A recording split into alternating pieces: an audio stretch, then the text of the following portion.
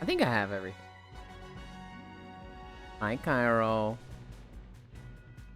Ah. Did the title. Who does that smile? Who does that? You can't just ask that. I figured out what I was forgetting. Good meowing, Yuli. Why are you gay? Hello. Morning, Lynn. I'm training, so I'll be lurking. Hi, Smile. Hi, Leon. Hi, Techno. Why are you gay? You can't just ask that. That's so rude. That gets you fired. Gets you, like, written up for sexual harassment, right? I'm training someone specifically? Yeah. Are you some kind of or something? Huh? Because you can't win at slots without a lever? What? Should have Chibi Lin today, yippee. This is true. This is true.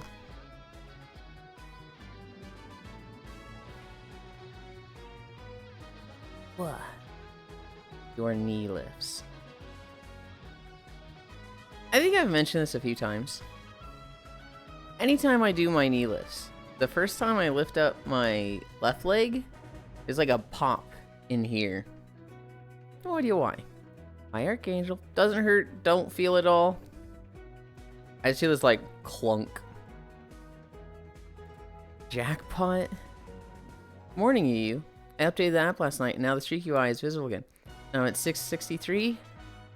Yes. Okay. Hell yeah.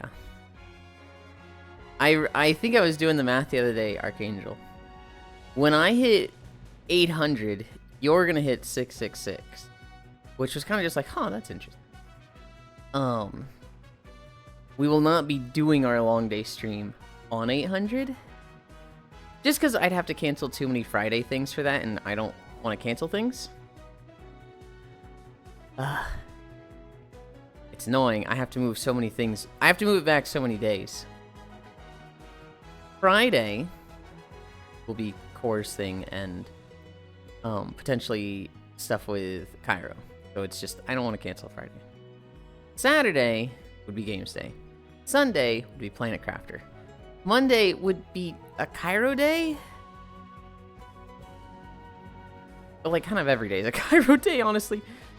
Really, how much to backseat Chronos with me? No. Thursday... Thursday is a Cairo day, but also that's like the last day my parents are here, so that's like, I'm leaving that one open just in case they need help with like packing. Yuli, how much to backseat Chronos with me? Not every day. It's just a no. Monday is Daylight Savings Day. Yeah, Den had hers a couple days ago. She's New Zealand. And I think it offsets her time even more from mine, which is like, ugh. So I imagine, yeah, given the cry emote, it'll be harder for you to stick around. You hate to see it smile.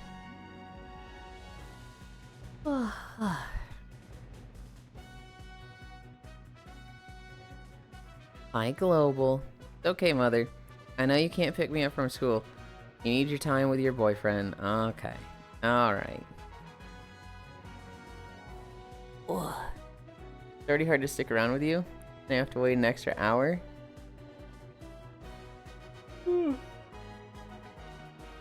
Well, it means a lot to me, Smile.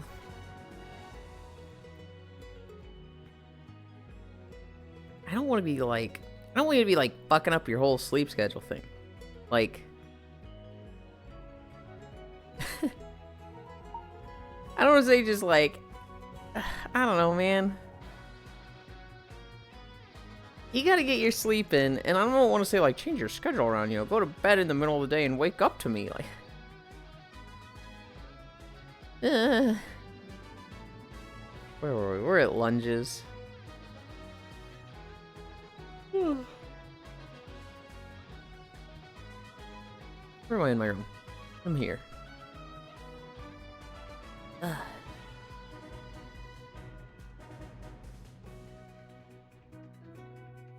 had Pokemon on my mind, so I came to this world. Because Spacefish has gotten to the Pokemon TCG app. And she's like, I have been playing this for 3 hours. And it was like, oh my god.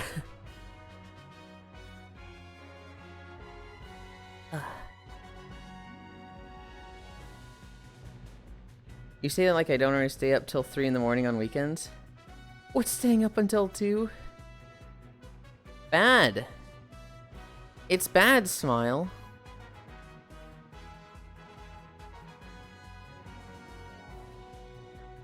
Hi. Hi. Smile. I used to stay up for a streamer. Specifically, 2019. I meet Corvu. And, like, I want to spend every day with her. I'm, like, staying up on her stream. Or we're just, like, watching videos together. It was more a person than a streamer, but, you know, she was streaming a lot of it. And I started, like, fucking up my job. I was, like, going to bed at 3. And waking up at, like, 7. And it was like, this is bad. I physically cannot stay awake at work. I can see my Streakland again, yippee. Yay. And so I'm like, I'm very in tune with people like, it's not parasocial, but it's lacking restraint to like not stay up for people. And it's not healthy. You absolutely need to prioritize your well-being. And now, maybe you're like, okay, I make a big deal out of it, and it's humorous, but it's not actually that bad. But, Smile, I will say, like, I'm very concerned when you're like, oh, I stay up this late. Oh, also, Yulind, I have a new laptop. Oh, that's fun. We did lunges. Hamstring.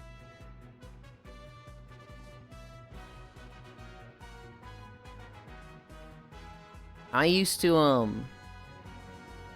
I'd stay up with Core and Fradle and Full. And, we would watch videos. It'd be like 3 to 5 a.m. in the morning. And Fradle was Australian. Full didn't work. Core didn't work. I did. And at some point I would just take my, headset off and, like, fall asleep. 4 or 5 in the morning. And then I would go to wake up. I would get to work at 9, so that would usually have me waking up at like 8. Hi, Foss. That would usually have me waking up at 8, getting like 3 to 5 hours of sleep. I would be at work the next day, and I would genuinely be like nodding off. I'd be like, you know, head just. And I had like 3 days of like, I got no fucking work done because it was literally just falling asleep in my chair. Not all consecutively, but I had like the 3rd day of that. I was like, I need to get this under control. My solution, probably not the healthiest solution, but my solution was I go to work, I finish work, I go straight to bed. This way, I can wake up at like 10 and stay up all night with friends, and then go to work. And so, I did a lot better at work after doing this. Oh, hi, Lunny. I did a lot better at work after doing this. I would show up to work. I'd be getting tired at like 2. I'd get off at 3, right? I'd be getting tired at like 1 to 2.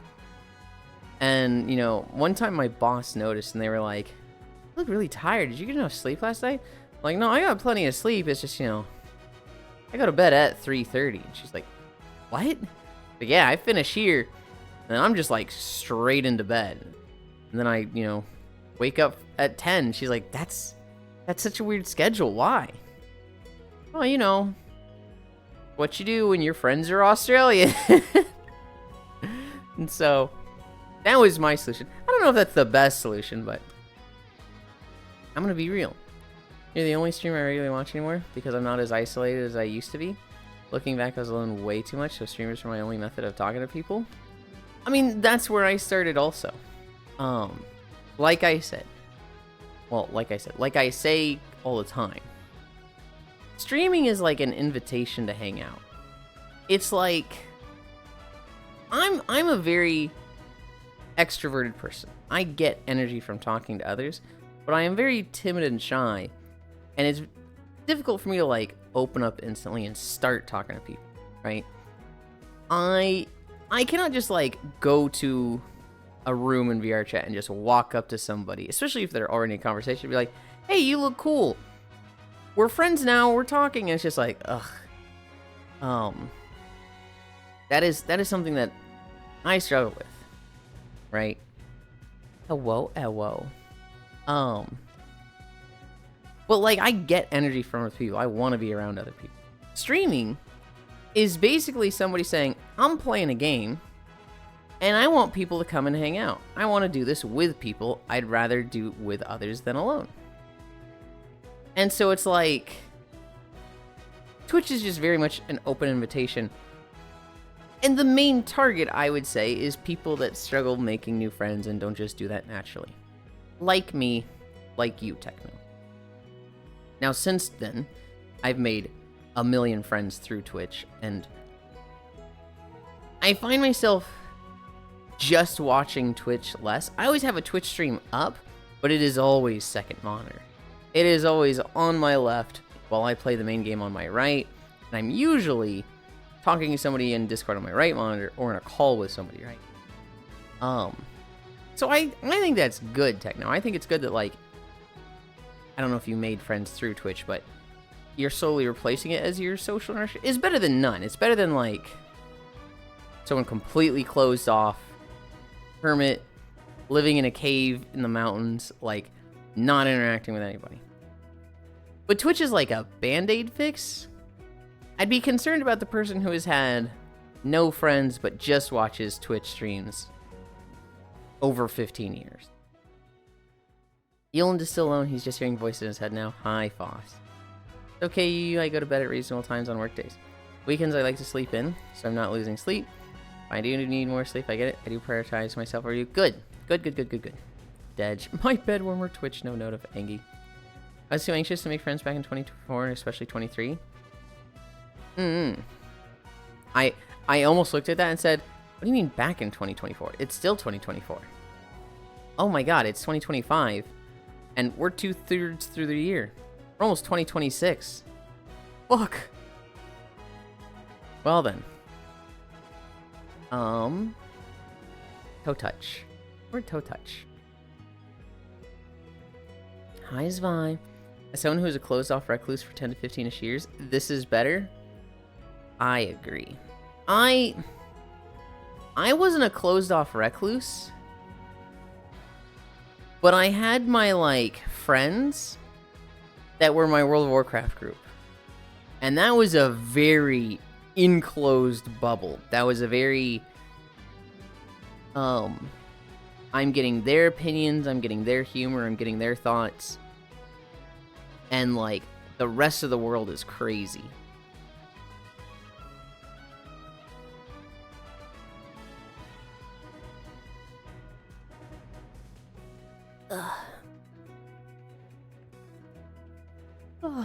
It's 2019, guys. I love being a closed-off recluse. It's fun. I like physically being a closed-off recluse. But socially, I like having lots of friends. I do kind of like just having that, like, one or two really, really good friends where it's just you and them and nobody else, and it's just like, I do kind of like that, but at the same time, that's just not me anymore, and it's probably better this way. Ugh. Ow. Ow. Oh. Ugh. Ugh. I hate split. It just hurts. Ugh. From, let's see, going through middle school and high school, I always had my friends at school, right? You literally, like, had people you were smashed together with. I was in the nerd group. There's also, like, the super Christian group. Ugh. I always had a best friend. Every year of school, I always kind of just had a friend that was like, this is the one I have the most classes with, and, you know, walk between classes the most, so they end up being my best friend. And we spend a lot of time outside of class together. And so I remember, let's see, freshman year would have been Critter. Sophomore year, I don't remember who was sophomore or junior year. I don't even remember those years, honestly. I do remember my senior year. Senior year was Bailiff. Bailiff was his nickname. His real name was like Andrew. I always had like that one, this is my best friend. And then next year would literally just rotate. It would be like, okay, New Year. You know, now that I think about it, this is kind of weird. At school, both elementary, middle school, and high school, I went to a school in a town called Vacaville. But I lived in a city over called Fairfield.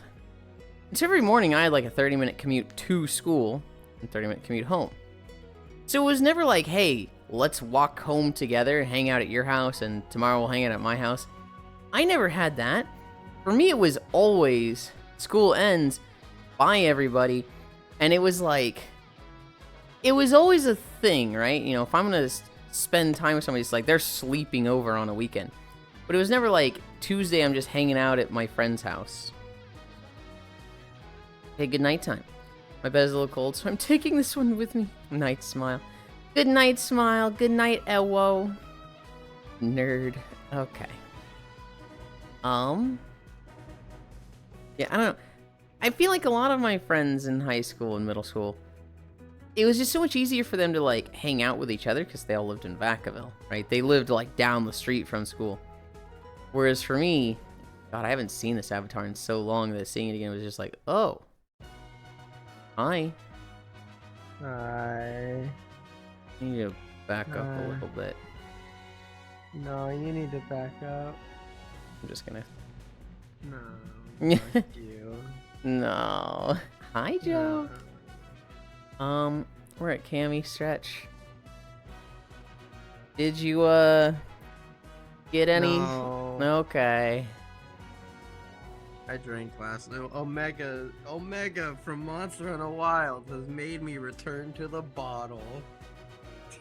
That's not how that works, but okay. I started drinking last night, and the funniest part is I almost had, like, I was doing pretty well while completely shit-faced. That is funny. You ever think of a really bad joke that's, like, so bad it's not even funny? It's just like, this is just a mean-spirited joke. I think you mean, isn't that what you normally just say, period, with your jokes? No.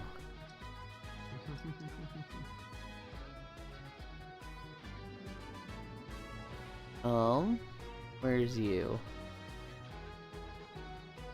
You... How was your night? No, hold on. You... How was night last night? Me. Pretty bad. You?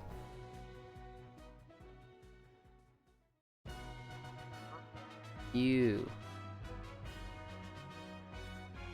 I didn't kill Omega. Yeah, I'm not even... I was gonna type the joke out to you in Discord. I don't like it. I don't like it. The more I, like, think about it and type it out, I'm like, this sucks. This sucks. I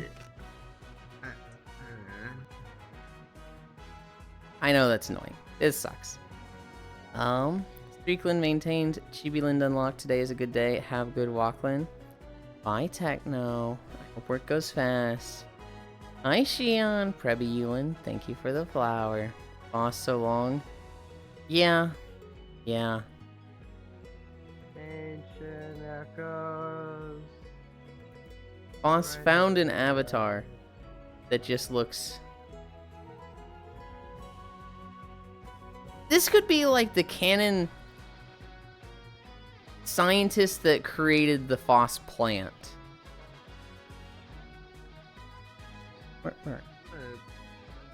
You over there? Serve your testicles with some. Okay, I don't know if you alcohol. heard my floor idea there. I'm doing squats. I did. I just ignored it. Okay. I'm listening. Don't worry. I just don't acknowledge. Well, that was the only thing I Except for said. when I acknowledge after the fact. 1, 2, 3, 4, 5. I went to the grocery store this morning. I was thinking about getting a banana, and then I was like, you know what? Things are kind of so crazy with my parents leaving Wednesday, or not leaving Wednesday, leaving Friday, that I was just like, I'll think about food stuff later. I'm getting my usual stuff. So I'm not baking this week. 1, 2, 3, 4. I have no idea what you just said. I said my head hurts a little bit. You know, mine did too, so I took an Advil.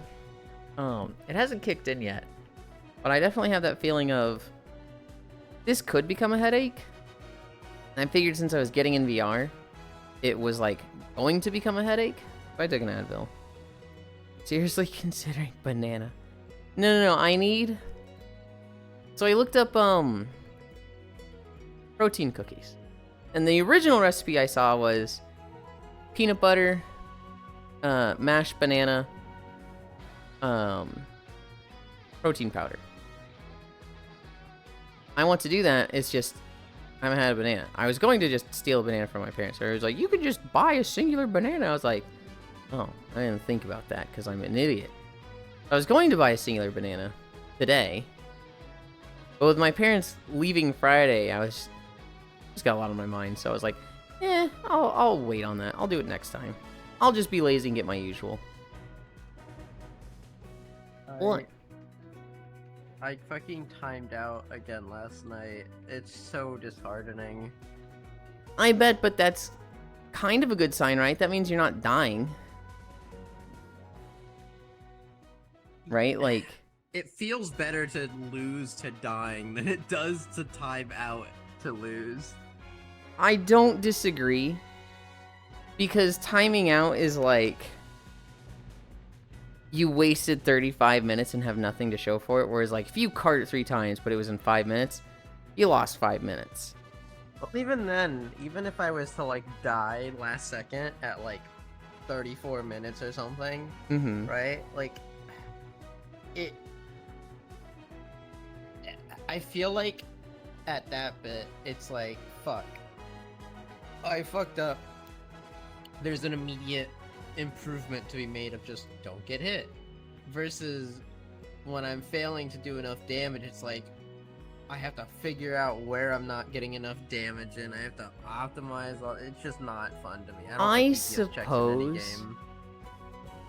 I suppose. At the same time, you know, my logic is... Hi, Comey? My logic is very much... If you didn't do enough damage, you fucked up because you didn't... Like, to me, that's the same mistake as dying. It's like... If you... Like, you've had this experience where you run out from a boss and someone pulls... Or run out from a mechanic, someone pulls threat, and you just ran around for 20 to 30 seconds, and you're like, fuck, I've lost so much damage, this is so bad. That should have the same, like, feeling as dying, because you wasted a lot of time that should have been DPSing, that you need moments like that. I don't do that because I pay attention to who he has aggro on at all times. Okay, well, I've literally seen you do that. Have you? Yes. Must have been early on then. Probably, but you did that. It was a mistake. You recognized it. You don't do it much anymore. And that is a marked improvement. That, to me, that is very much the same thing as I died, and that can't happen. That's an easy solution versus trying to figure out over the course of 35 minutes how much damage I'm doing and if it is enough. Well, you need to break it down to moments like that. Like, yeah, over 35 minutes, yeah, that's gonna be tough. But, like, moment to moment, you can look at stuff as like, oh, I could have done more there. Oh, I could have been greedy there. Also, it's so inconsistent. It's like, there's also a measure of like, you know, if you were never getting past phase 2 because you were always dying, that's like, that's a serious question of, are you good enough for this fight? Since you can time out, since you can get to phase 4 and lose by that method, it's kind of a measure of like, you at least have that going for you, I guess, is what I'm trying to say. Also, hi, Alex. the fucking the Nursilla, man. Yeah. I think that thing needs to be nerfed a little bit. Like, even in a not like I'm angry sort of way, I think it unironically has a little bit too much health. It's a little too tanky, I think. Mm-hmm. Hi, Comey. Yulind, what's up, Cairo? This is the map where you hit the clip. Do it again. This is not the map where I hit the clip. What? If you're talking about the Shiggy Wiggy, that was in the fucking Wind Waker map. 1, 2, 3, 4, 5.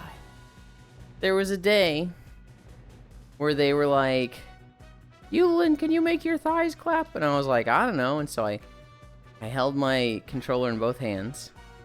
And I was like trying to get my thighs to clap. And it's just this really dumb like little dance, and they clipped it. Oh, this is the one that I sent you the GIF of? Probably. I only know I only have that because Kimmy posted in our raid Discord and was like, you guys should send this to Yulind. That's probably when you got probably 5 of them all at once. Yep, I did get 5. Was that the Shigui? This is the Yulind map?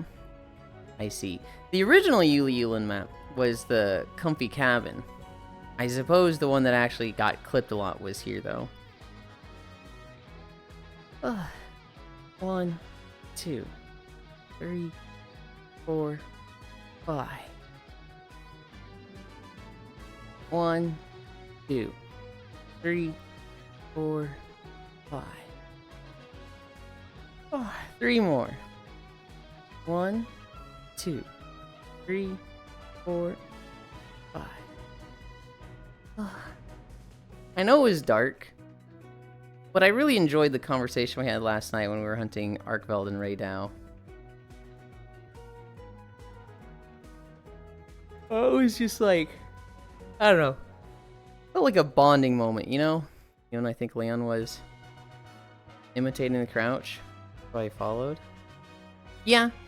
They do their squats and their plank with me. 1, Sorry, I'm just 2, 3. I'm just what you said. It just There was so many just like stim moments of like the one that sticks out with me is kind of, oh god, that's some Godfather horsehead shit, dude. That's the one that keeps playing in my head. Oh, I'm thinking of the all my dogs died of cancer. All my dogs died of cancer. Immediate laugh track. It 2, was just silent, 3, and then that, the just. We'll be back in a bit. I'll rejoin if you guys don't see you on the map on our screen. Okay.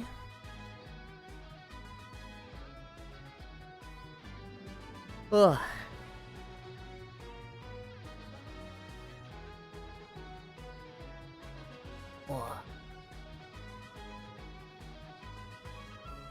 Was that the Shiggy Wiggy?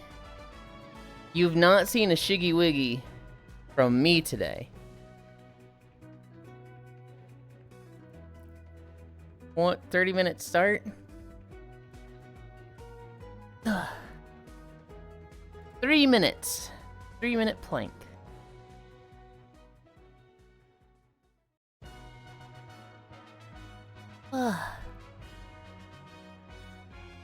How many bits for the Shiggy Wiggy? I have not considered that before, Alex. I don't want to do that today. What is that? Loof wiggle.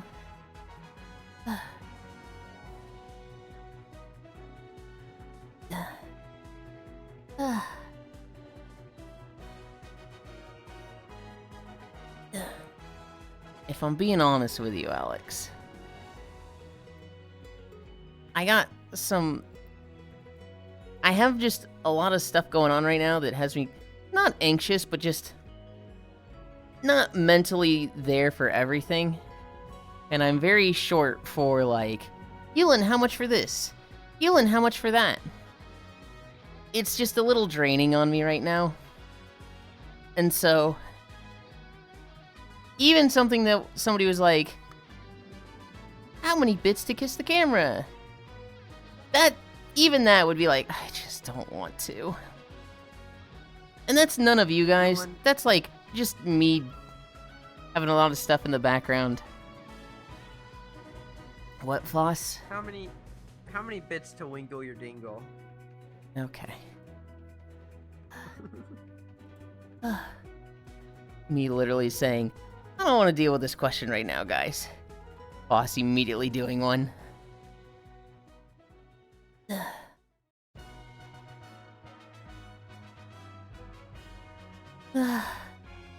2 minutes down. One more How did minute. it feel to finally beat Omega normal, by the way, last night? It felt like nothing. Aw. It was not like, oh my god, I'm so excited. It was like, this was normal. It wasn't even the hard version. Finally fucking done with this. And then Cairo immediately brought you back in to do Yeah, more. Cairo immediately was like, let's do it again so I can get the sword. I was like, fuck, dude. No, I was playing, like, healer sword and shield. So I just don't care. Like, it's not a particularly... Like, the fight itself is fun, but what I have to do is not fun. 20 seconds. 15 seconds. 10, 9, 8, 7, 6, 5, 4, 3, 2, 1, 0.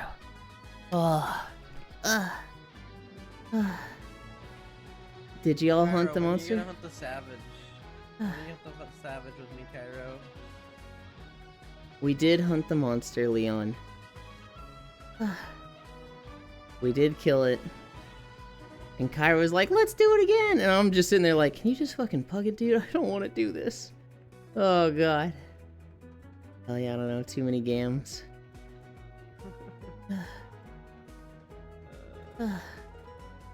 Too many games. Says the man that keeps suggesting games. I'm proud of you, Cairo, for saying that, but at the same time, I'm like, hang on. Hang on. He's just trying to get out of going through hell. That's all. I can't blame him. I still haven't fucking beat it yet, man. I literally think if I just have another person who isn't dying as much either, like another player DPS would be enough, I think. Actual player. It's literally just DPS is the issue, generally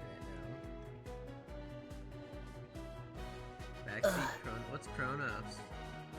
You don't know what Kronos is? No. It's the, like, kind of Dead Space-ish game. I believe it's set in space. You're this astronaut girl who, your spacesuit is like an orb with a weird, like, vagina mouth on the front. But it's like, I guess, you know, the closest theming game would be Dead Space. I saw a streamer playing Chronos. It looks neat. I've seen Stalking You play it a bit. I will never play it myself. We are at, like, just ready to start. So I need to go hide in the bushes and change my trackers.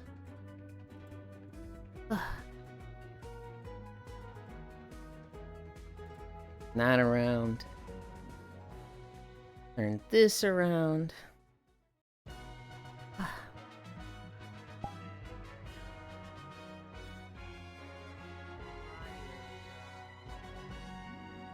The fuck is he saying?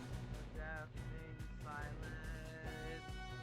Oh, he's just singing. Away with Okay. the tide. I was like, I can't tell if he's singing or like saying goodbye. It's the same thing. It's Omega's theme. It's saying goodbye for me right now. Fucking gets Delta attacked in the face.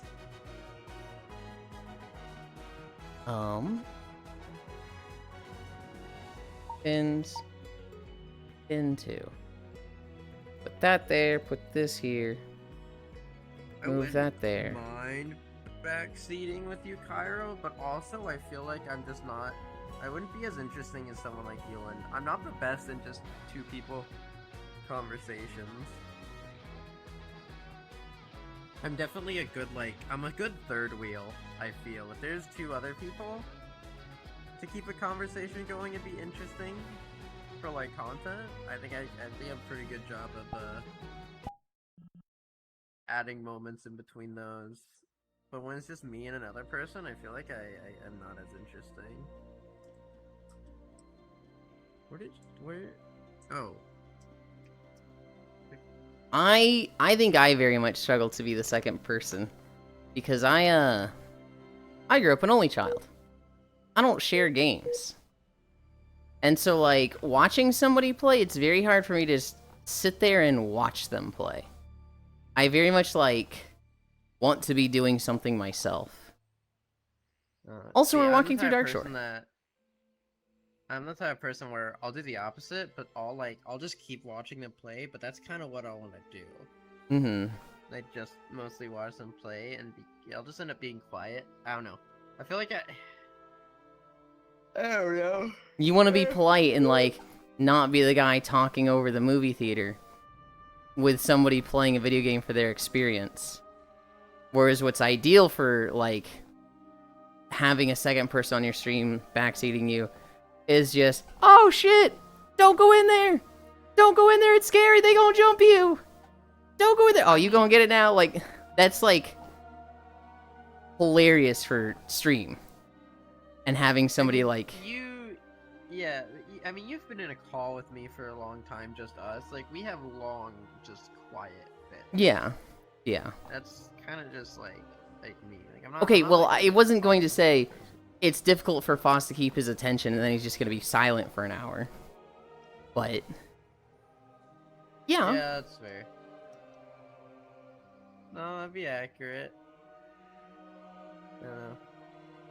I feel like I'm not the most interesting. I don't like the way you word it there. I don't think it's I don't think it's a matter of interesting or not. I don't think it's a matter of you being interesting or not. I think it's a matter of a backseater for stream is typically something that's awful for backseating and everything else. But for stream, it's really funny. Sorry, I don't know how to be content. I'm a bad streamer. I didn't even say... We're not even talking about streaming. We're talking about being a backseater. Yeah, backseating for stream. For Cairo's stream. Yeah. Yeah. So what are you sitting there going, I'm a bad streamer for? Bad content. Duh. My head's starting to hurt a little. Ow. What is that emote? Tomorrow emote, but just sit.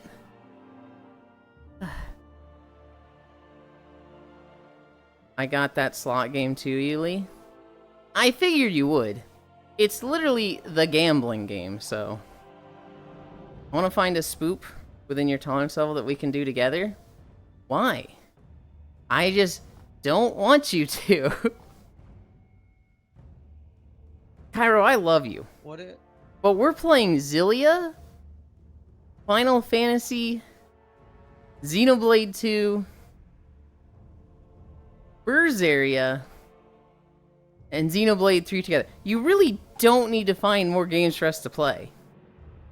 Because it's Spooky Month, even if it's just a one-off.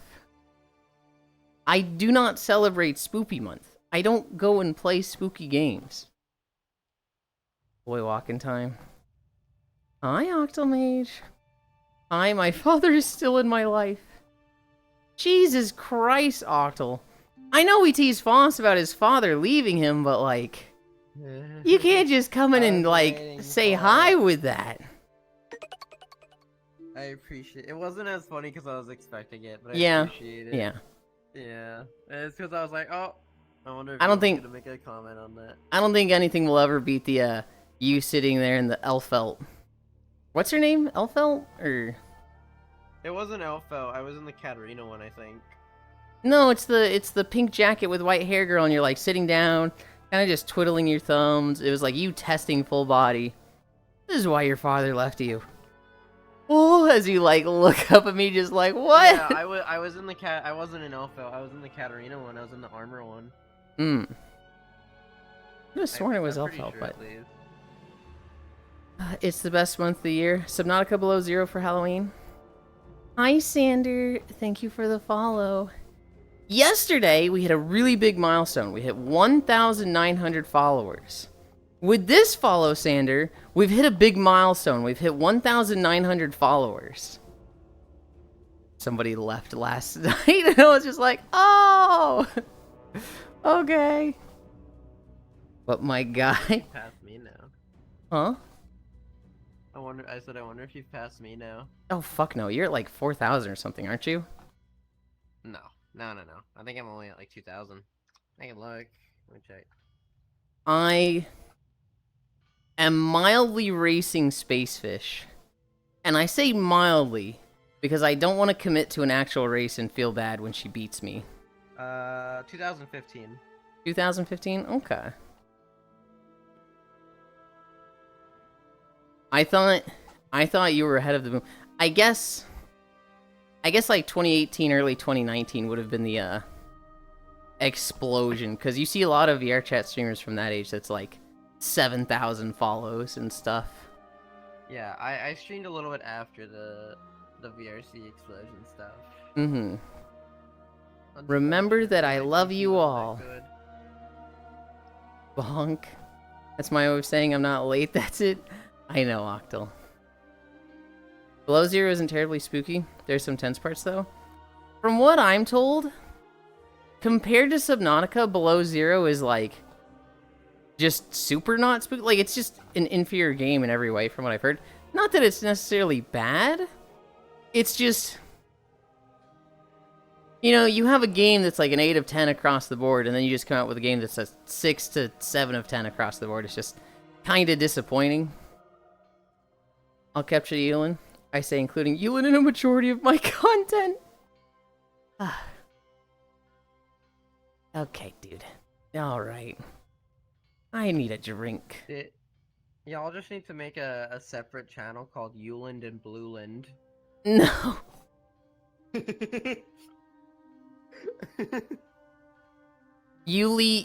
Eloy. Just the Cairo Auric naming convention, but with Yuli. That sounds fucking stupid. Sounds like you had a stroke midway through saying whatever you were trying to say. Well, it's easy with his name because it's Cairo Auric. It works always, right? But when you take the first four of Yulind, Yuli, You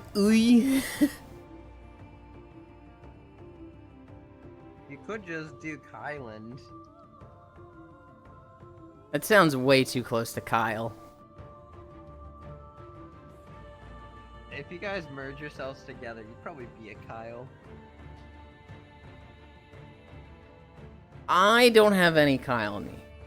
Cairo is practically already a Kyle, but... Yeah, that's what I'm saying. He has a little bit too much Kyle in him, you know? So you gotta be the... Okay, so I'm like a 0.3 Cairo, and he's like a 1.7 Kyle, and together we make one Kyle. Exactly. Ira. You're the one that waters him down a little bit. I dilute the Kyle in Cairo. Okay. I think it's still a good game. People were just disappointed there wasn't as much water depth. The base building is better, though. How deep do you go in Below 0? Because in Subnautica, there's, like, the shallows. And then you just start going fucking down, right? I'm looking at what Cairo said. What up, Dnoy? Kyle is our fusion. I hate this green fuck. On stream with no delay, stealing my jokes. Hi, I hi, didn't rat. even steal his jokes. I just said it. I didn't even look at chat until now, Cairo. It's really funny. Okay, it's not the first time he's accused people of that. He's accused me, the streamer, of stealing his jokes before, like, he even has a chance to play off of what I say because I said it initially. Like, I'll say a joke and he's like, I thought of that after you said it. Can you not steal my jokes? It's like, what? Are you fucking high?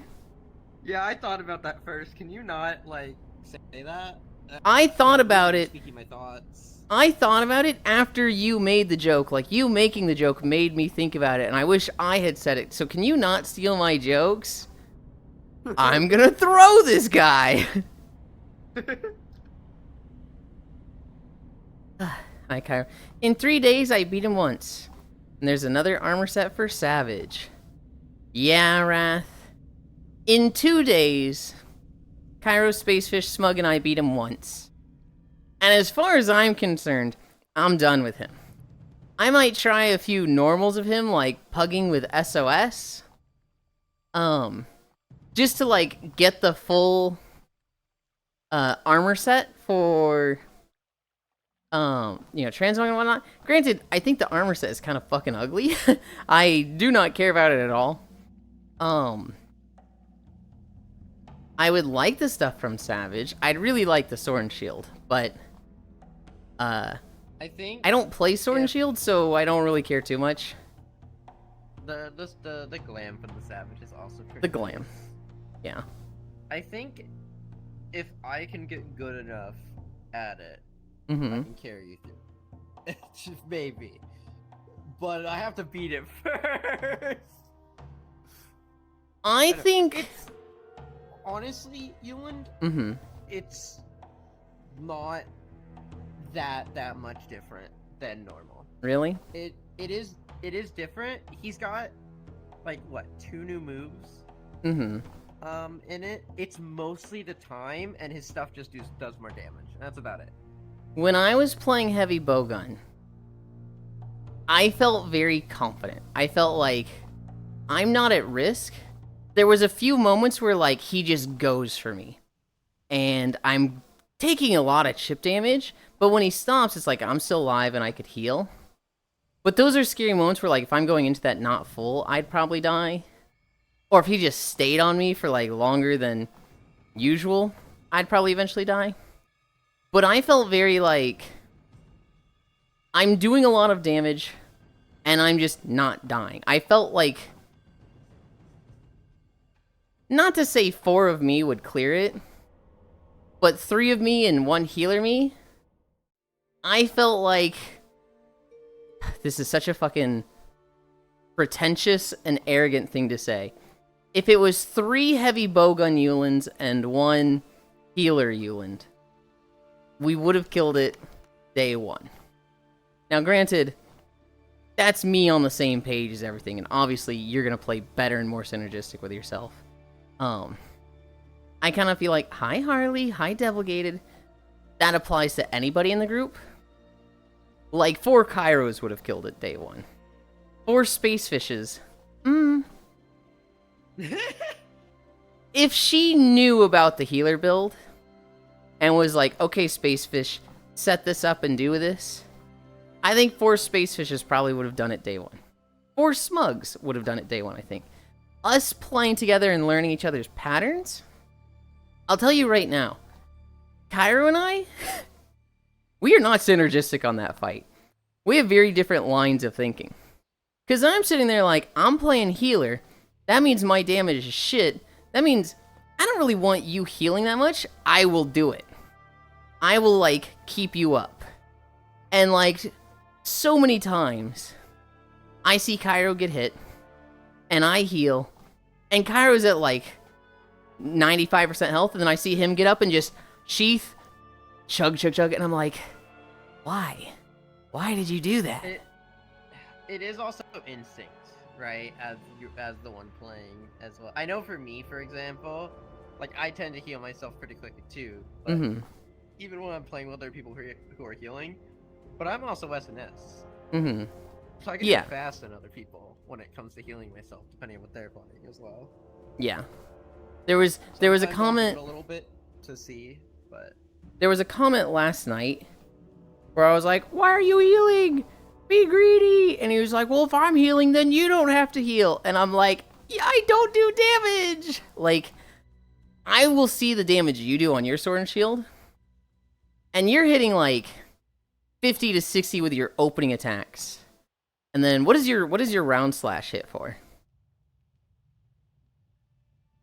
fuck, I don't know. Was I don't remember. Wait, which one's the? Is that where you like spin Yes. and then you immediately go into charge shop usually afterwards? Yes. Okay, yeah, I just thought it. Maybe like 100. I would bet like 150 to 175, because for me, mine was like 25, 25, 20. Well, maybe it is 100. It could be in any range from 100 to 200. Okay. For me, my first 3 hits are like 40s, and then I think my round is like 70 to 90. And then my charge shops are like, I don't remember if it's 16s or 26s that I'm seeing. But like, I know it was like almost exactly half of what your numbers were. And it was like, yeah, that makes sense, because my healing build, I have like a fucking Chotacabra piece. I have 2 Zuwu pieces. I think I have 2 Doshoguma pieces. I have taken all the pieces of gear that give you like 3 decoration slots. And so I just have like literally fucking bedazzled gear, like with a fucking sparkly ass that says like wide range. That's my fucking gear set. It offers no fucking damage. There's no increase to damage from my gear. You feel like you do a lot of damage on heavy bowgun? Oh my god, yes.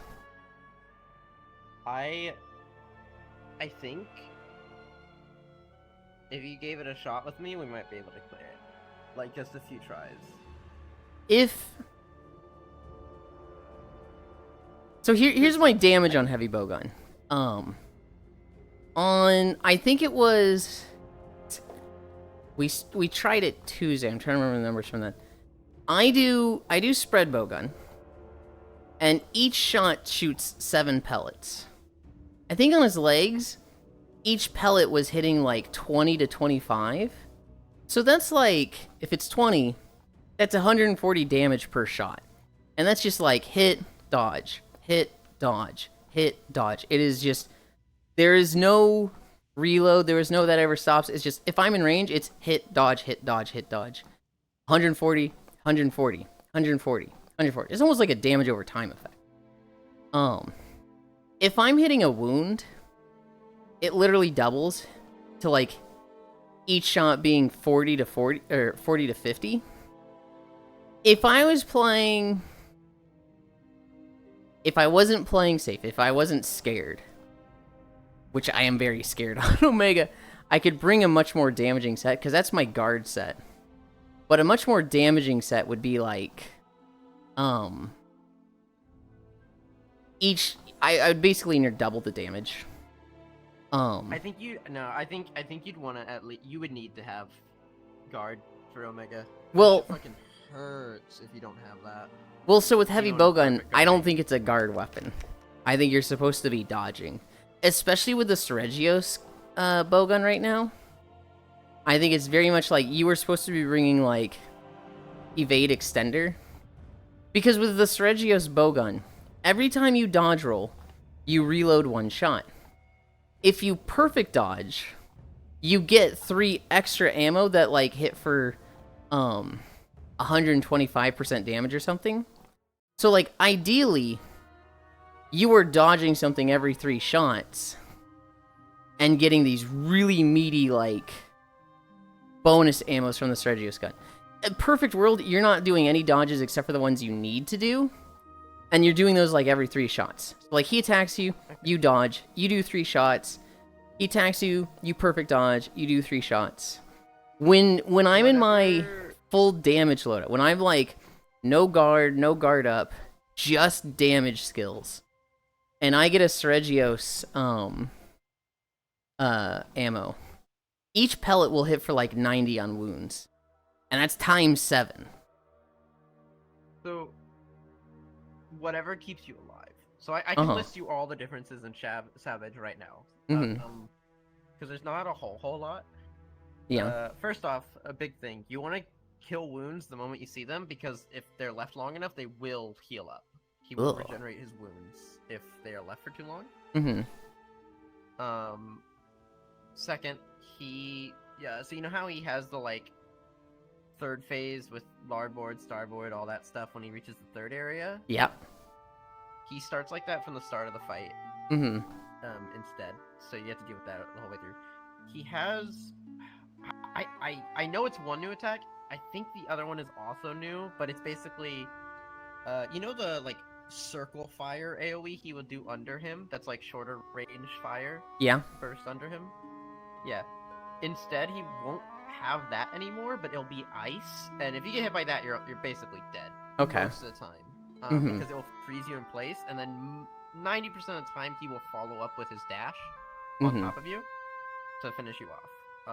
If someone else has aggro, then sometimes you can live. It's really just depending on what flavor of killing you he feels. I mean, if leaving you he or not. ices under him and always follows that up with a dash, you're just like in the dash hitbox no matter where he goes. Yeah. So Yeah, yeah. it really just depends on if he decides to give you mercy that time around. Uh-huh. Because sometimes he doesn't always follow up. But that shouldn't really be an issue for you as long... I mean, if you're heavy bowgun, you're probably not going to be close enough for that to hit anyway.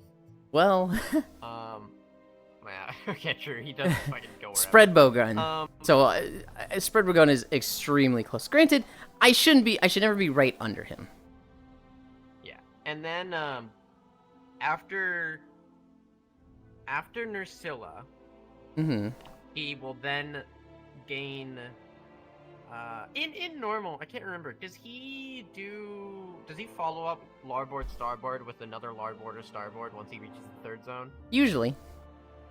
Yeah, okay. Yeah, so he does that, okay. But after the Nursilla, he will... I'm pretty sure it's after Nursilla. It might be when he reaches the third zone, but I'm pretty sure it's Nursilla. He will... You know the fire, like, plus sign thing he does?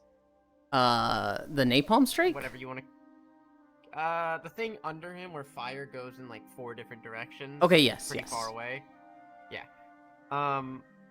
You know how he does that? He'll tend to do that twice. He'll do it once and then angle it Uh-huh. the way where the safe spots were, and then do it again. He will do that a third time. Ugh. So he'll basically turn in like a fucking... I don't know how much he turns, but he turns to go like, boom, angle it, boom, and then it's basically the same as the first one again. Mm-hmm. I think that's mostly it. That and other than just, it's, you know, the time limit, and then he does more damage. But that's about it.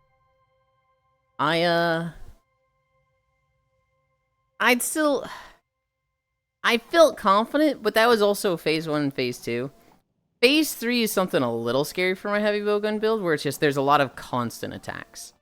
Yeah. I think the dodge build for heavy bowgun would do a lot better in phase 4. I saw one video of a guy playing Lance, and when he does the 8 missile strikes in a row, where it's just like red circle on you, red circle on you, red circle on you, red circle on you, the guy was like power thrust counter hitting each one, and it was like, damn.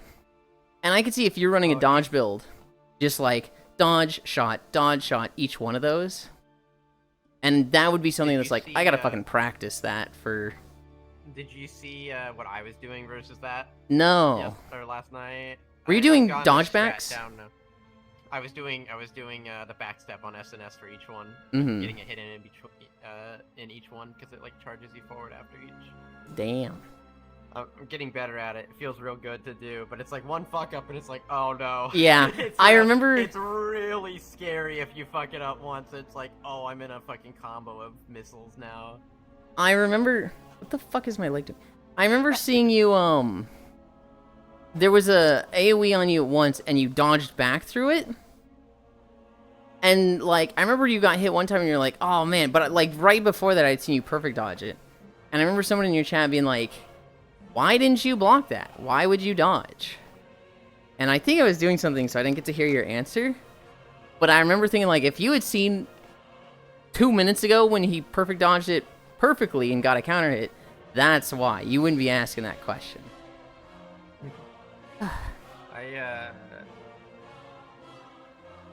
Yeah, I think the two of us could probably do it. I think if you could do damage and not die, and if I don't fuck up as well, I potentially, if you're fucking doing heavy bowgun, I could probably try and take aggro and actually tank it.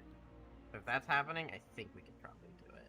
I am nowhere near that confident, because I felt confident in Phase 1, Phase 2, but Phase 3 and Phase 4 would be very scary. Phase 4 is fucking terrifying. Yeah. On both modes. It's basically just as scary. You have to... Do you know how to get him out of his Angie mode? No. Oh, target his legs. That's it?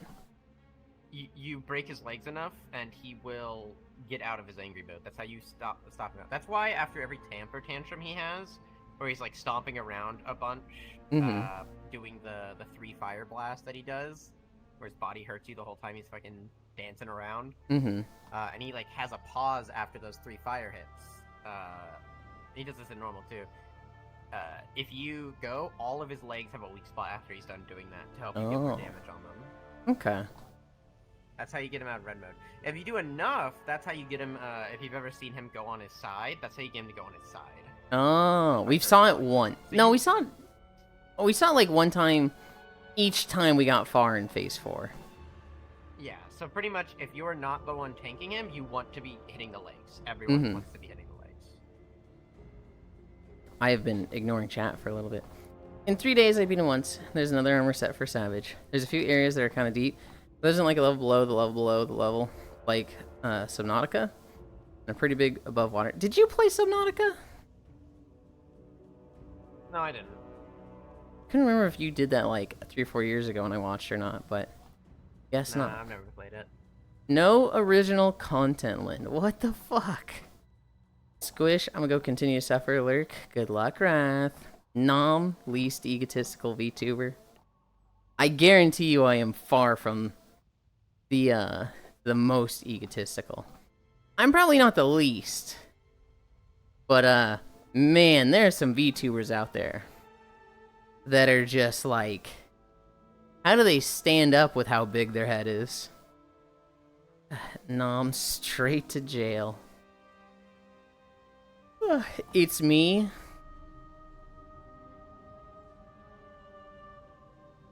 I wouldn't say it's you, Cairo. Well,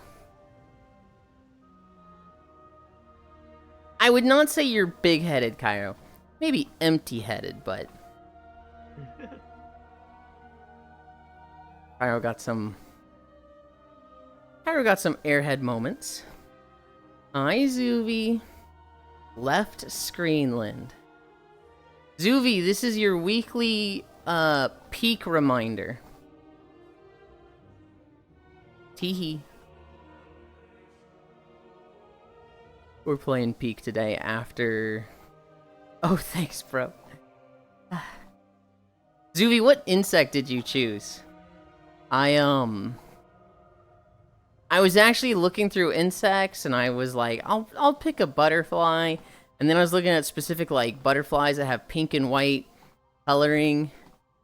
And I was like... I was only finding, like, fake butterflies. And I was like, man, this sucks. Why am I putting so much effort into this? And I just picked a Pokemon. Why are you picking bugs? So every month in Koyo's Discord server, we have a theme. And everybody changes their name in that Discord server to match that theme.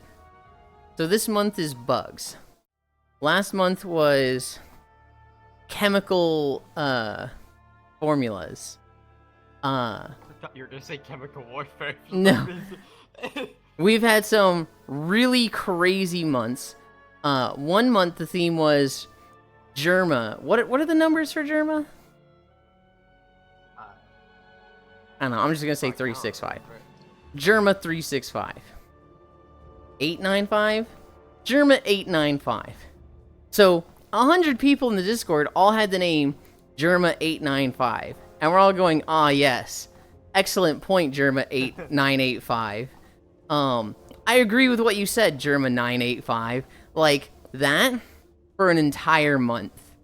And like, somebody who wasn't in on it would be like, I don't understand what's going on. Koyo, can you help me? And like, Koyo, Germa 985 would be like, what's up, bro? What do you need? and like, it was fucking chaos. Another month, we did pick another user in the Discord and use their name. So like, for a month, my name was Kason, and I had stolen their profile picture and had that as my own server profile picture. Someone else was Yulind and using mine. And it was like, it was so fucking stupid because somebody would be like, shut the fuck up, Zuby. And then Zuby would be like, you were Yulind? Zuby would be like, what the fuck did I do? And it would just look like Yulind is saying that. And like, people that didn't get it were just like, so fucking lost. But it even got to the point where like, the people who knew the joke were just like, you'd have a full conversation with somebody and then realize you weren't talking to Shere Khan.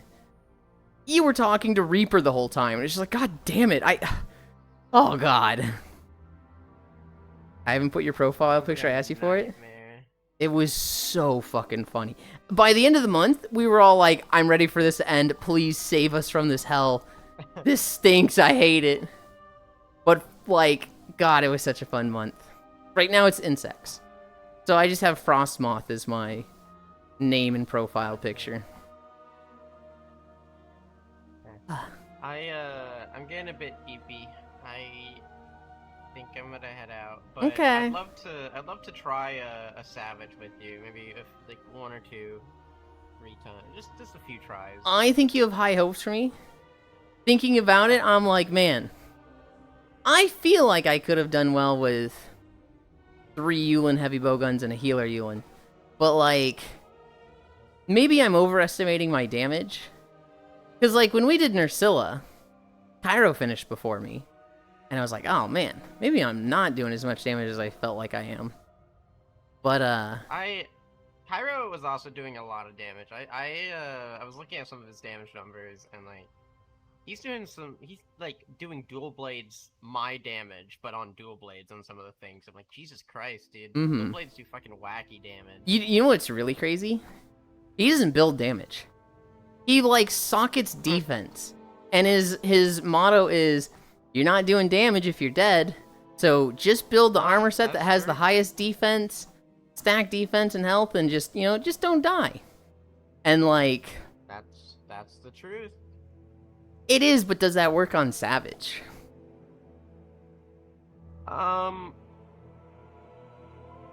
I mean, yeah, no, if you're dead, I mean, you only have 3 cards and it's a fucking 35-minute fight.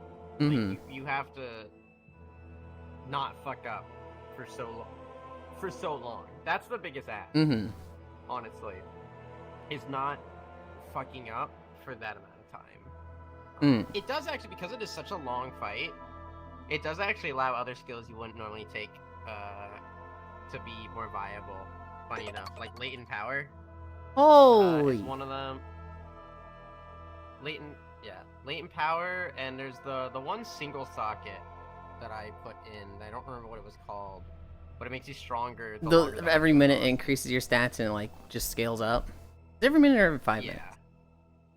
It's something like that. It maxes out at 30 minutes though. For a hunt.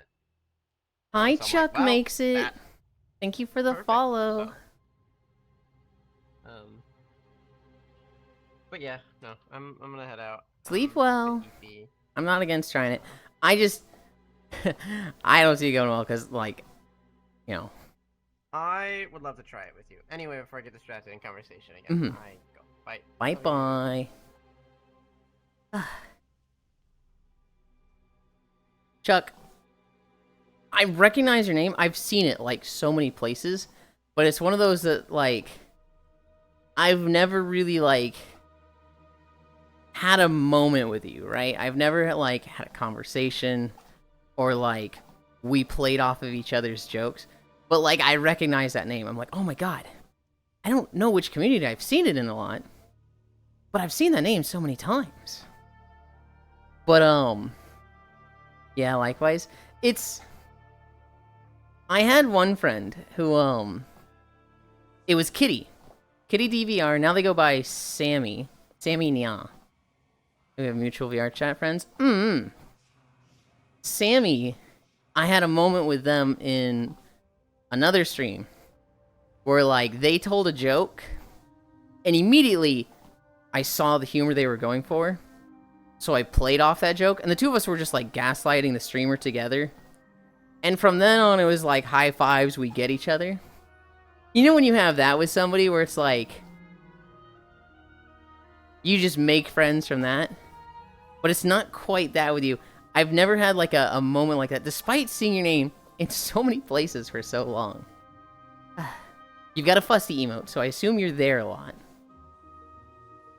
I almost want to say I've seen you around Lele, but I feel like I might be mistaking that with someone else. Definitely Lele? Okay, well then that's where. Hell yeah.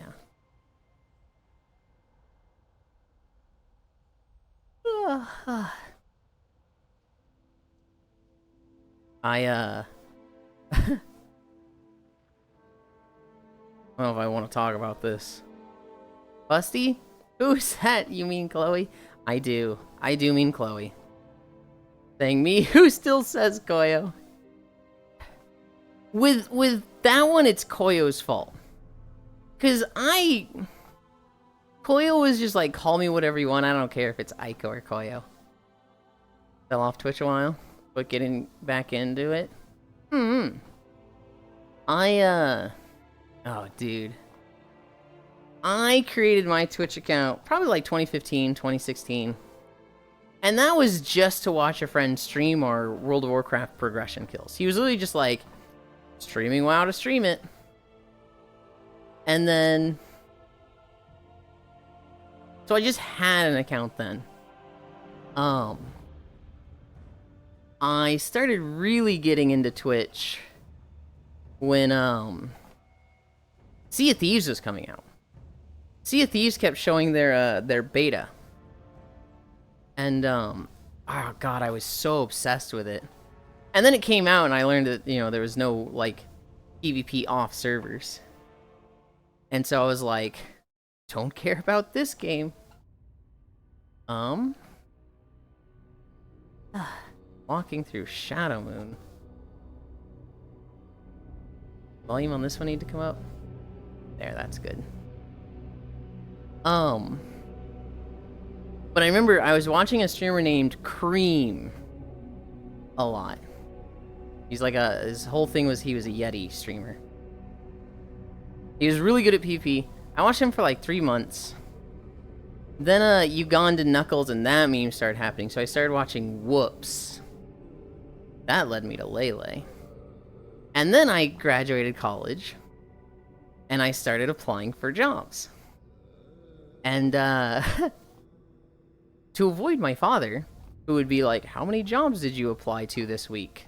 Oh, just 4. Oh, you gotta get those numbers up. To avoid those conversations, I flipped my schedule so I slept during the day when he got home, and I would be awake at night, which made it perfect. Excellent move. That made it perfect to watch the Australian streamer Lele. Hee. And so I would watch Lele. This is back like presentation room days. This is like 2018, early... No, this would have been late 2017, maybe early 2018? Or maybe just 2019, I don't know. I don't know.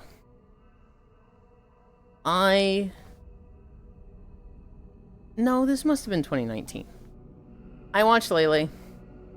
I see a lot of Proxy, Tyrus, a lot of those people, a lot of that crowd. I then get a job in April, and for 6 months, I am just off Twitch. And my friend group kind of exploded, so for 6 months, I wake up at 5 a.m., I get ready, I leave for work by 6 a.m., I get to work at 7, long commute.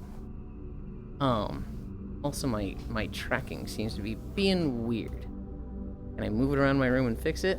I can! Yay. I get to work at 7. I work till 3:30. I drive home and get home at like 5:30. And then I watch anime till 10. Because my friend group had like kind of exploded. There's a home wrecker story with that. You'll probably hear it at some point. For 6 months, 5:30 to 10, I would just watch anime. And then I kind of got bored at work. Because I was learning at first, and it was very interesting. It was very engaging when I was learning. But once it kind of gotten to a point where I'm not learning anymore, in fact, I'm teaching others more, it became very hard to focus and do the tedious tasks I was doing. But my numbers were so good that they were just like, you can do whatever. If you want to watch Twitch streams or whatever while working, go for it. So I started watching at work. And so I started watching Elite a lot. And once I started watching Elite at work, I was never not on Twitch. This would have been late 2019. And from then on, it was just like, I go to work, I watch streams at work. No, hold on. I guess this would have been... Yeah, I guess 2019 to 2020? I don't know. The numbers aren't making sense in my head, but whatever. I'd watch Twitch at work. I would go home. I'd watch Twitch at home. And then at some point, I moved to the apartments right next to my work. And so that 3 hours I was losing to commuting, that also became like just free time and Twitch time. And so since then, I have literally just had Twitch running 24/7.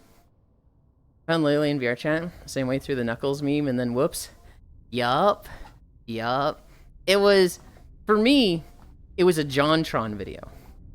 Saw a JonTron video of him running around in VR chat. I remember a depressed Piglet being like, JonTron, what if we just ended it all? And like slowly walking off a cliff and shit like that. That led me to VR chat videos, which was just all Ugandan Knuckles and Team 5. And the one that stood out in the Team 5 videos was the Purple Fox. I remember the Hey I'm Whoops clip. I remember the, hey, do you guys want to see my new dance? And he takes off his waist tracker and just starts waving it around. And so then I would watch, whoops, oh god. You guys want to hear how fucking socially awkward and like cringe I was back then? I'm watching Whoops. And the past 3 months, I've used my Twitch Prime on Cream. I'm not watching him anymore. I'm watching Whoops because I'm way into VR chat. And it's like, hey, you've got Twitch Prime, you can sub. And I'm like, oh. And I'm typically a lurker. I'm typically never saying anything in chat. But it's like, hey, your Twitch Prime is up. Would you like to use your Twitch Prime here? What message do you want to say with that? I was like, I gotta type a message. Oh god. What do I have to type something in? It's gotta be important. It's gotta be meaningful. It's with the sub message. Like, he's going to read this out. I can't do something stupid in front of like 500 people. And Whoops was playing Red Dead 2 at the time. And he walks into some town. And some NPC walks up to him and goes, howdy, partner. And I'm like, that's it. And so I type in howdy, partner. Subscribe with Twitch Prime. And I think in my mind, I thought it was going to be really funny if it was like, the NPC says, howdy, partner. And then 2 seconds later, the stream elements thing goes, howdy, partner, and he reads that out. I don't know why I thought that'd be funny. But he didn't, like, read the message for, like, 2 minutes because he immediately gets in a gunfight. And so after this gunfight, he, like... Hello? First time seeing you today, Lind. This is your peak reminder. Thank you, Zuby. He gets in this gunfight for 2 minutes. After that, he's like, whew, that was crazy, guys. Let's catch up on stuff. He reads someone else's sub message, and then mine from 2 minutes ago. And Yulind subscribed with Prime. Howdy, partner. Howdy. And it was like, well, because it was so long after the NPC said the thing, there's zero connection to it. And that was my wake-up call of, stop being a fucking idiot, Yulind. It's a message in chat. It is not writing a work email. I literally treated it like writing a work email. That is a glimpse into the social skill and expertise of Yulind from 2019. I've come a long way, right? Right? The Yukata.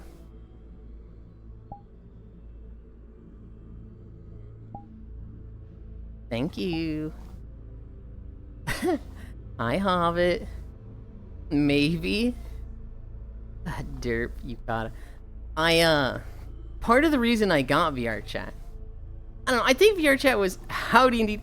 I thought VR chat was always so interesting. I thought it was like absolute free expression. You can be whatever avatar you want. You can be in whatever world you want. It's, you know, limited by whoever creates it. Which was always fascinating to me. But, like, playing VR chat was like I said, I had just lost all my friends, right? I had grown up with this World of Warcraft guild for 10 years. And then, like, I suddenly didn't have any of that. And so I was in this, 6-month period of watching anime and not talking to anybody. I very much wanted to make new friends. I wanted to get to that position of, I have friends again.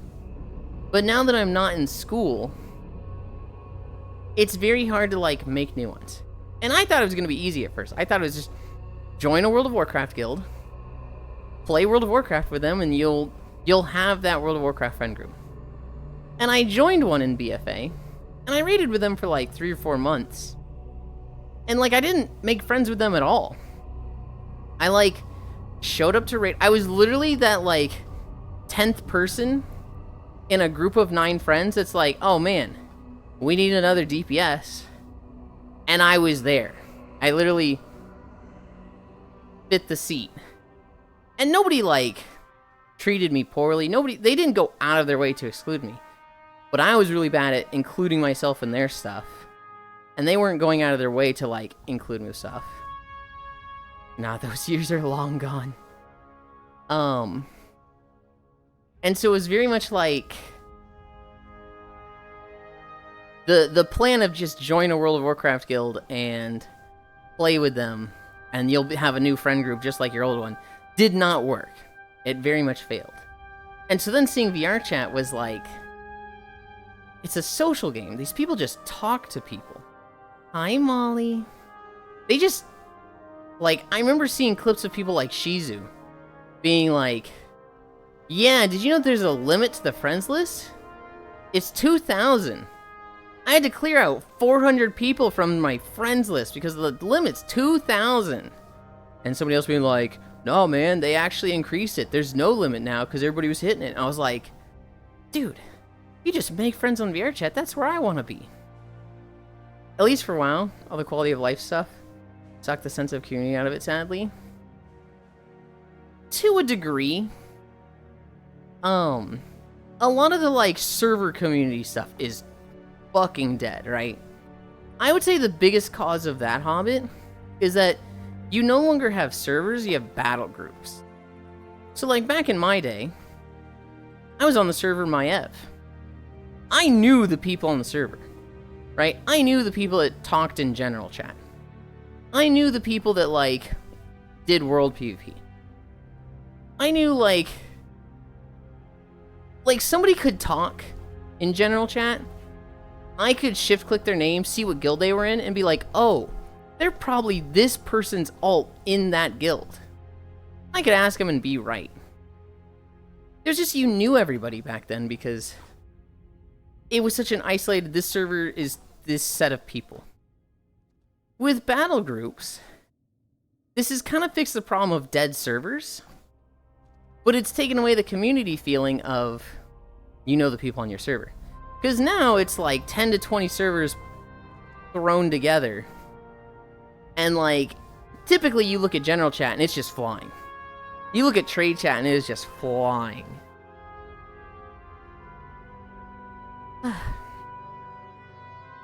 I hunger, but I can't keep eating Ritz Bits. I'm running low, down to 1 box. That different from Ritz crackers? Yeah, they're little with cheese in between 2 mini crackers. They're so good. Oh, shit. I was thinking you were talking about the Ritz crackers, Octal. But the little ones with cheese, oh, fuck. Now I'm thinking about them and I want them. You also had to go in towns and look for groups? Unless you started in the game with a dedicated group, you kind of had to talk to people? Yeah, I remember Burning Crusade and it was like, I want to run Shattered Halls. Looking for group Shattered Halls. Or you would just stare at chat and wait to see looking for more Shattered Halls. I'm surprised you aren't a peanut butter cracker fiend. You fit the bill. Here's the thing, Cairo. I am. But peanut butter has a shit ton of calories. So I don't eat much of it. So what, you already do with crackers anyway? You just don't have the labor? So what they are, Zooey, picture an Oreo. Think of an Oreo with 2 crackers and then the filling between. Imagine that with Ritz, like Ritz crackers and cheese in between, and then make them small. Make it like 1/4 the size. Like cut an Oreo into 4 parts. That's about how big a Ritz Bits is. It's similar to what you were talking about earlier. If you were a short guy, you had to run the Stormwind and type, looking for DPS, LFH, etc. If you were a short guy, I was like, if you were a short guy, what? I mean, to be fair, I don't make a cracker burger, but I open a sandwich. Yeah, basically, but the cheese is extra good. I don't know what it is, but it's probably not real cheese.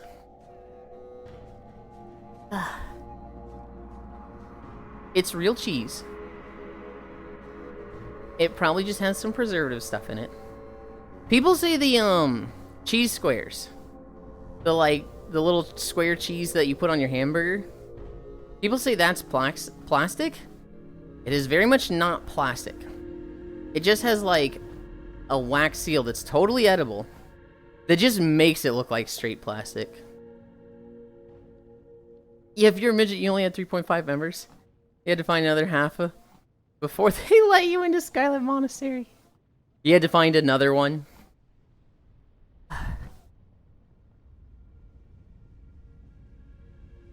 How crazy of an idea for a class would that be, Hobbit? They kind of did this in Heroes of the Storm.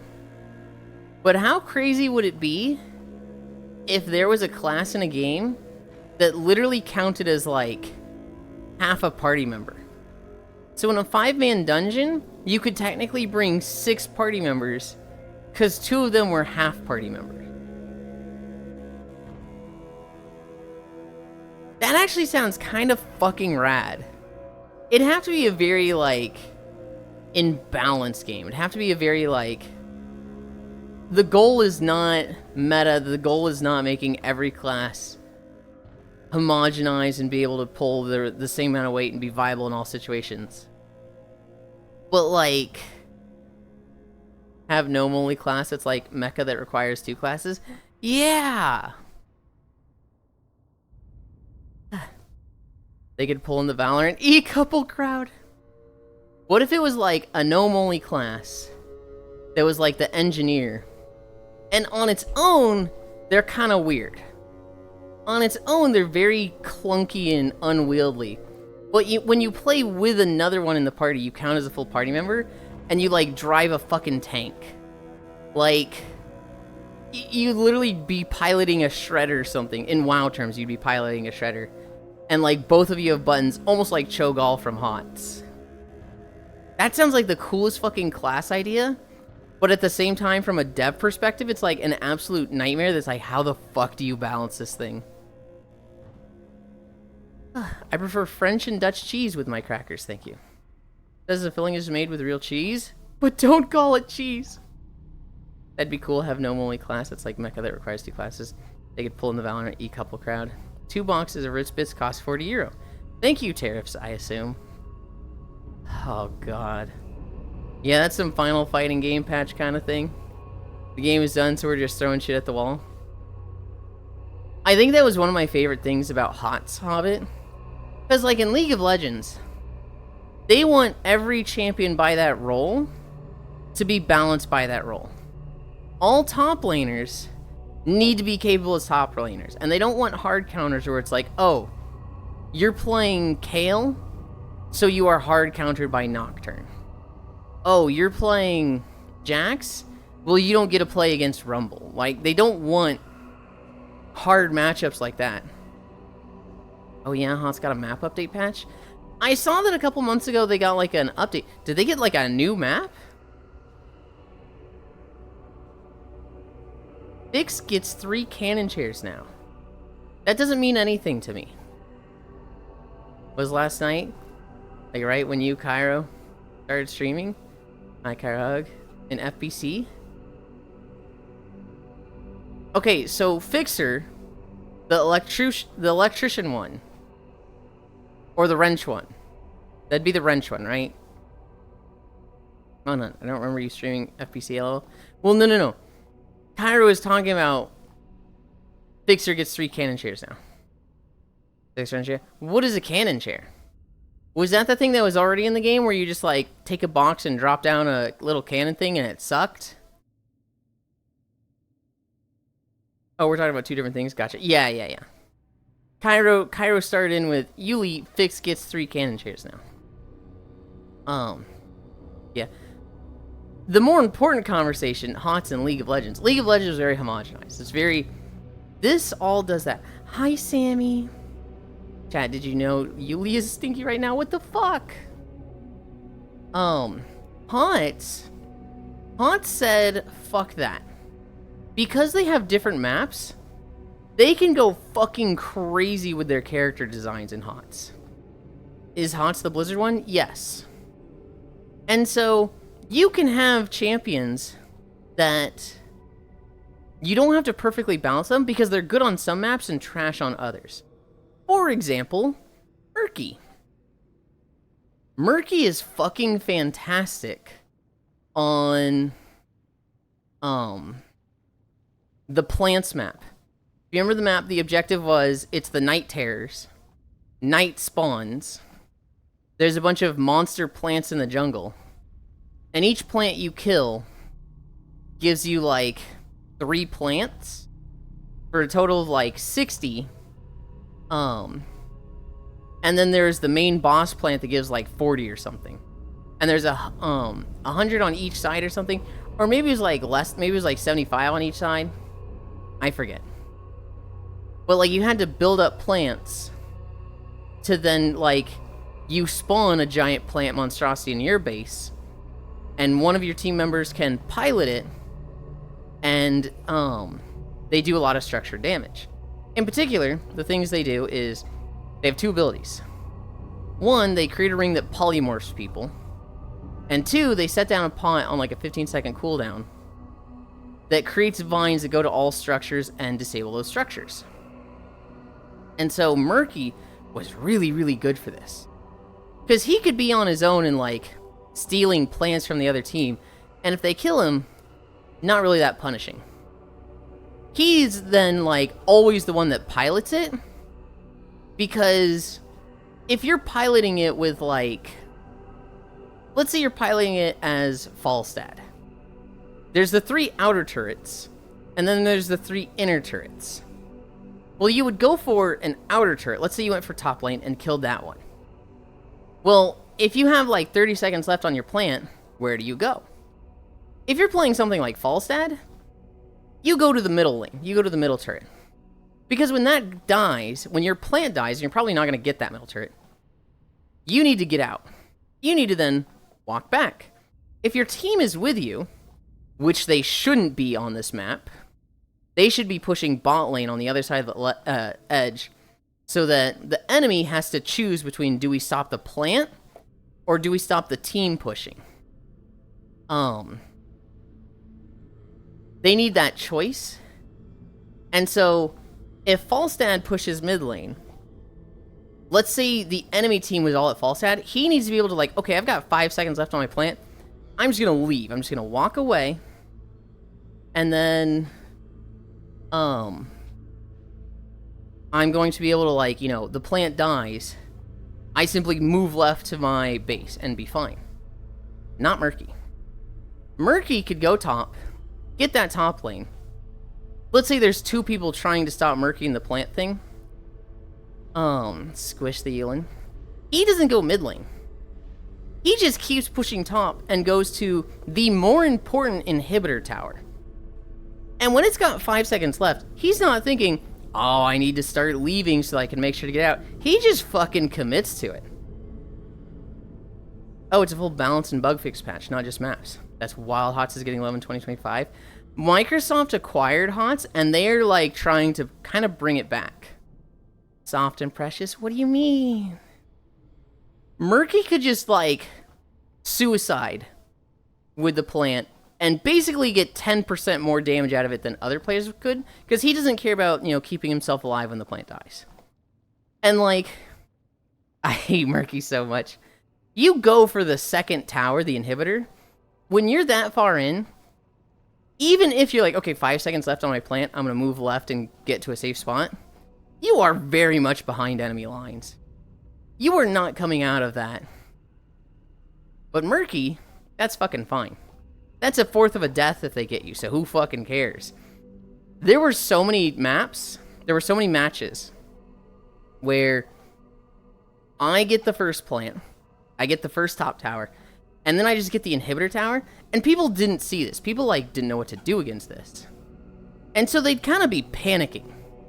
They would either send their full team to stop me, and I'd get, like, half of the health of the inhibitor tower. And my team, hi Windbreaker, 7 consecutive. My team would then get the bottom tower and maybe the middle tower just because they left them completely undefended. Or they wouldn't take me seriously and I would get an inhibitor tower. For those that know HOTS, imagine losing a tier 2 tower 5 minutes into the game. That's like, alright, well that lane has super minions for the rest of the game. That's fucked. What do you fucking do against this? Die. Like, that's just, you won the game if you do that. It's so hard to lose a game if you get that early of an inhibitor 2 tower. Or an inhibitor tower. And so Murky was like fucking incredible on that map. But other maps, Murky was awful. Sounds like the Backdoor Pro. Kind of. So Octal, which MOBAs do you know? Like, do you know League of Legends? Because it's almost the opposite. In League of Legends, let's say you're top lane. Yeah, I played everyone at some point. Okay, in League of Legends, let's say you overextend, but you're very aggressive and you're not getting punished for it, and you break your top lane tower at 5 minutes in, right? Well, from that point on, you're actually kind of, you're going to struggle as a top laner, because the enemy, if they freeze the wave right in front of the second tower, to be there as top lane, that's really dangerous. That's like massively overextending it. And if you ever go there, their jungler is just going to walk up the river, be behind you, and you're going to get pincered every time. But imagine you could just do that and get away every time. Imagine it was like, imagine you go top lane, the jungler tries to gank you, and then you just like Shyvana ult away and walk away.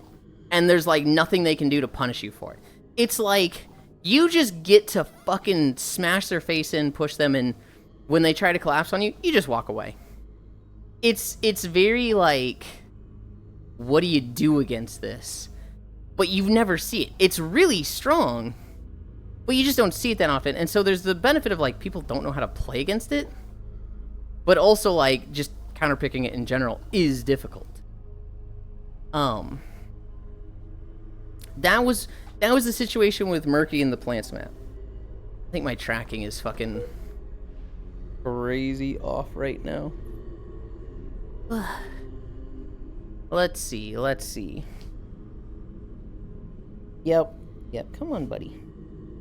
Can you fix yourself? No? Alright, off you go.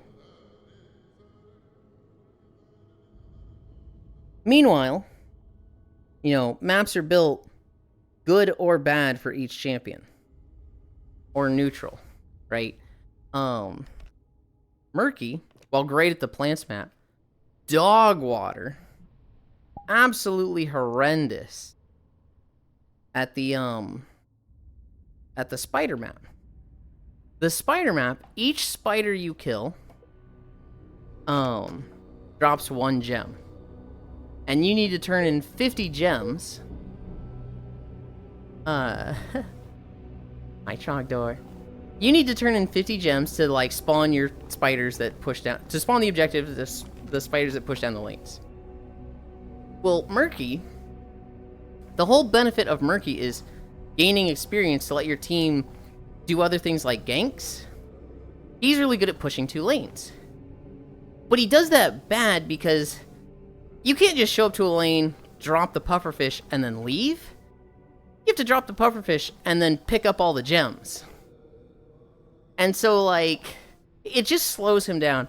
But also, if he's got all the gems for 2 lanes, but he's the champion that has 1/3 the health bar of a normal champion, but he's the high target that is extremely valuable to kill because if he dies, the other team loses all their gems. Wait a minute. The champion whose strength is at not being punishing to die, and it suddenly being extremely punishing for them to die, that's just a bad combo. He's dog water on that map. Yeah, it might be Murky nerf. Small XP globes just don't exist anymore.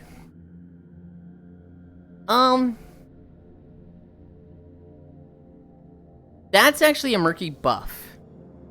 Because the experience globes are difficult to pick up sometimes. What Murky wants is you just get experience for killing the wave. If you kill the wave and you get more experience for that, well shit, I hate it here now, Lamau. Obbit, you would love playing Murky with me. I'll just tell you right now. Well, you would love me playing Murky. Because I just do all the PvE shit, and you get to just, like, gank. You get to just, like, fight the enemy. I was a Zagara player?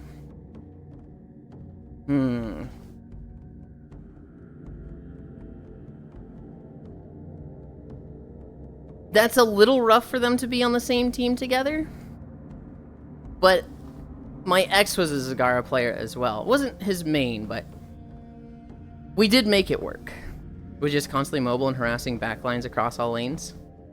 Yeah. Zagara is the lane bully and the, like, early game dominance. She's okay in team fights, but the thing about her is that, like, very few people are as much of a bully as Zagara is in lane. Zagara is just not fun to play against, and that's, like, the easy way to play Zagara. The extra skill is being able to spread her creep and control your half the map and know the movements of the entire enemy. When you see a Zagara that's just got creep everywhere, it's like, oh god, fucking kill me. You have to be really good with your aim in team fights. Yeah. You can just snipe out DPS with her if you manage to get all the banelings on them. That sounds like something that you shouldn't be able to consistently do. But if the enemy fucks up when they're not... Because that sounds more like... Banelings are so easy to dodge. That sounds more of like... If the enemy fucks up... I don't want to say it's more of their fuck up than your win. You could also just pair it with CC, right? You know, the Murden goes in, throws a good hammer, and you've lined it up with 6 Banelings. It's just like, well, you fucking knew Murden was going to stun them right there. So you pre-fired your Banelings, and sure enough, they got stunned right where you... That would be an amazing Zagara play. But, yeah, I feel like that's not a reliable thing.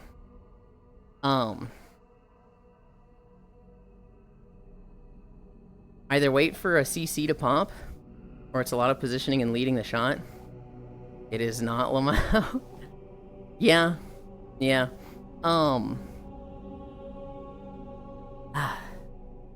My ex and I, we both had our pool of champions that we were good with, right? But we also did a lot of combos. We did Murky and Alarak a lot. And that was fucking disgusting of us. Because we kind of had like 3 phases to the game. Hope the walk been good. It's been good. It's been good. I'm tired from yesterday. Because my parents are, you know, they're about to go to Florida. And so there's just a lot of stuff and moving parts in the house right now. There's just a lot of things to like, oh, make sure you do this, make sure you do that. This is happening before then, so make sure that happens. There's a lot of just like stuff happening around me, and it's... I'm not gonna say it has me stressed out. It has me a little stressed out. Oh yeah, today's the final family dinner? Correct. I actually don't know what we're having.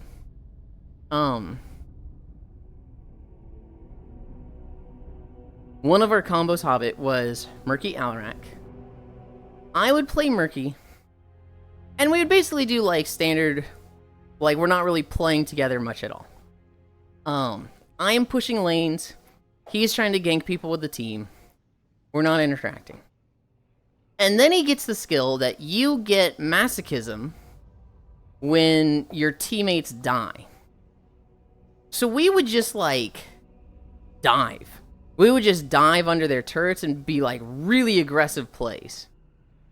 And we would do it in a way where I would be the one getting turret aggro and stuff. And so that I was guaranteed to die. But I would do it like with a setup that like slowed the enemy and made them difficult to escape Alarak. And so he's getting kills on Alarak. But he's like double dipping. Because he's getting masochism from kills. He's getting masochism from me dying. So he would scale up his masochism really fucking fast and early. And at that point, he was just a god. You know, once he had like 200% a masochism, he was literally just like two-shotting people. And we'd be ahead on level because I was a fucking Murky playing the experienced Murky game. So he would like walk into a lane, there would be 2 enemies, and he would just kill one of them. And then like, hi ants, me IRL. Somebody would like, you know, try to gank, right? So he'd kill one in a 1v2, and then another one would show up, so it's kind of a 1v3. And like, he would walk away, Alarak has short cooldowns, they come back up, he just instantly killed the guy who just walked into the lane. And it was just like, it was just, you know that feeling of the hyper carry is hyper carrying, the game is over, what are we even doing here?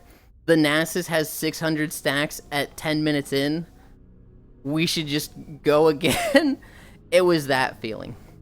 We also did, what was another combo we did? We played a lot of Cho'Gall. I feel like I'm forgetting a big combo.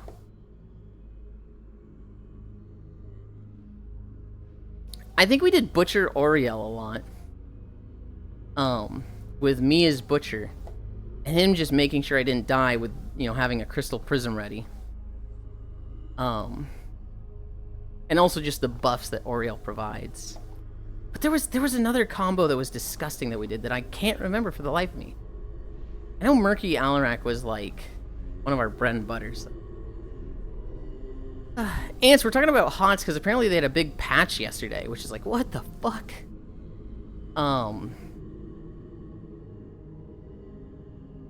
My fucking... I think my tracker is drifting again. Ugh. 6 more months of never seeing Cairo.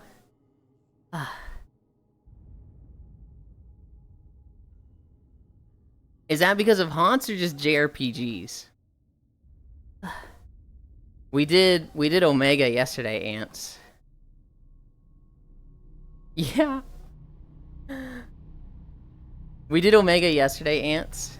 Have you tried it yet?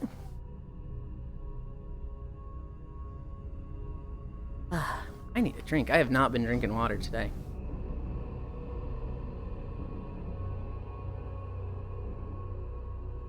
No, I don't have friends. That is not true. I want to play it with a lot of people. You look good today. Thank you.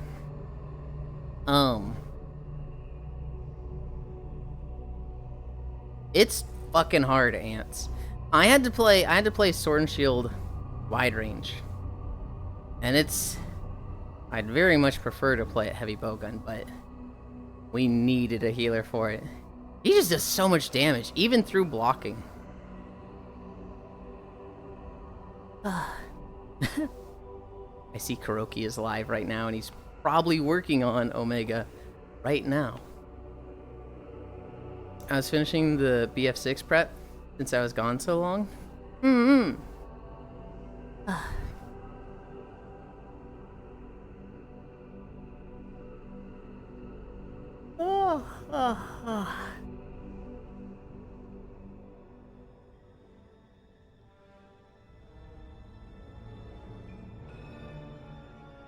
You weren't there Saturday, Ant. You're doing your thing. But I want to tell you about possibly the funniest moment I've had in Blackout from this Saturday. I'm the investigator. And I hate being the investigator, but whatever. I've got a gun. I'm ready to shoot people. 2 of the murders get taken out like right away. Like somebody killed one. One of them stepped on a bear trap. So I'm not too worried, right? I know murders have died. Cairo killed one of the murders. He's killed a murder, he's turned in a key, and he's led us to a second key. So Cairo is like, there's nobody more innocent than him. And he sees somebody, and he's like, Yulind, shoot this guy! Yulind, get him! He's the killer! Yulind, why aren't you shooting him? And I'm just like, I don't know, Cairo. It's your word against his. I didn't see him kill anybody. How do I know you're not a killer? And Cairo's just like fuming, just like, Yulind, I hate you. You are such a little loser. He was the killer. And I'm sitting there just like, yeah, of course he was, but this is funnier.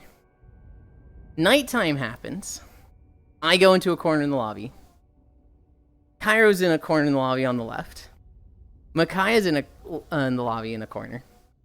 And right before it goes dark, Micaiah throws his hammer. Just throws it. Well, actually, Micaiah had gotten a gun. And said, I don't trust Grianne. Killed Grianne. And then someone else picked up the gun. Hi, Pixel. And then, as it's going nighttime, Micaiah just goes, you know what? And he throws a hammer at Cairo.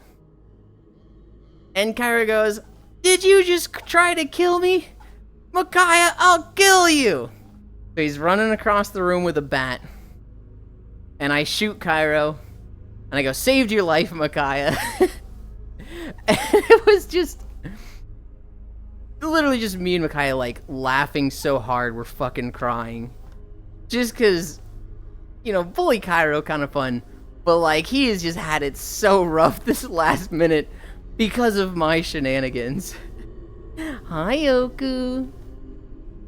And so, we get into the lobby. We kill the final murder. And Cairo is just like, I hate you, femboy. He brings it on himself, though. I just shot Cairo the second he raised his voice. Cairo did not use the loser word. Hoi hoi, y'all. What are we talking about? We're talking about that time in Blackout where Micaiah threw the hammer at Cairo, missed it. Cairo said, "I'll kill you," and then I shot Cairo, and I said, "Saved your life, Micaiah. He was coming right for you."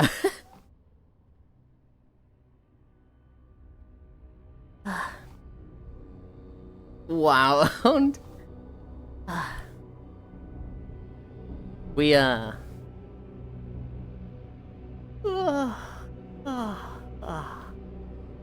want to play more Monhun. That's what's on my mind right now. I don't want to do more Omega, although I do want to play with people, and if I imagine most people need Omega. I really want a talisman grind. That's what I really want to do. I want to just keep killing 9 stars until I get a god roll talisman. Is it a limited time thing? Nope. It is there forever. And here's the thing about it, Oku. There is 2 modes. There is normal, which is probably harder than anything in Monster Hunter right now. And then there's fucking Savage, which is just the crazy harder version of normal. And you have 15 less minutes to do it. You only have 35 instead of 50. So it's like, oh my god.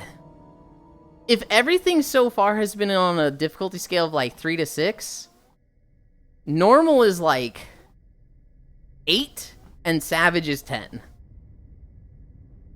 Nah.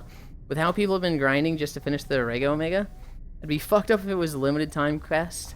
Yeah, I mean, nobody would finish it. It'd be one of those like, why did you even make this if only 0.01% of the player base can do it? Imagine grinding for 2 weeks and you have to wait for it to come back, Lamau. Well, they are typically good with events. You know, when it's a festival, all events are active. Granted, I don't think if Behemoth was like that. I think in the past, Behemoth was like limited time. So it came out, you could only do it for a bit, and then it went away, and then I think at some point they said, this sucks, and made it permanent. Yulind, I haven't slept well these past 2 days. I don't think I'm making it to peak. Get your sleep, Trogdor. It's okay to miss a week. I'll tell you all about it tomorrow. You'd be surprised. Yeah. I guess it's not really a matter of how many people play it and beat it. It's more a matter of the hype generated around it. Yuli, add stuff today? I will try. I meant to add trackers yesterday, but I don't want to add trackers until I know the existing trackers will work on my feet. I just want to game with a femboy. Oh. So just any femboy. Oh, okay. Chat, this guy stinks. Guys, do you know what I did yesterday? I added 6 things to Throne. I was like, that'll tide him over for a while. And like, literally 30 minutes later, they DM me, yo, it's empty. Ah! You're just the one conveniently here. Not letting me make him into a spoiled princess. Adding things to anything but your avatar?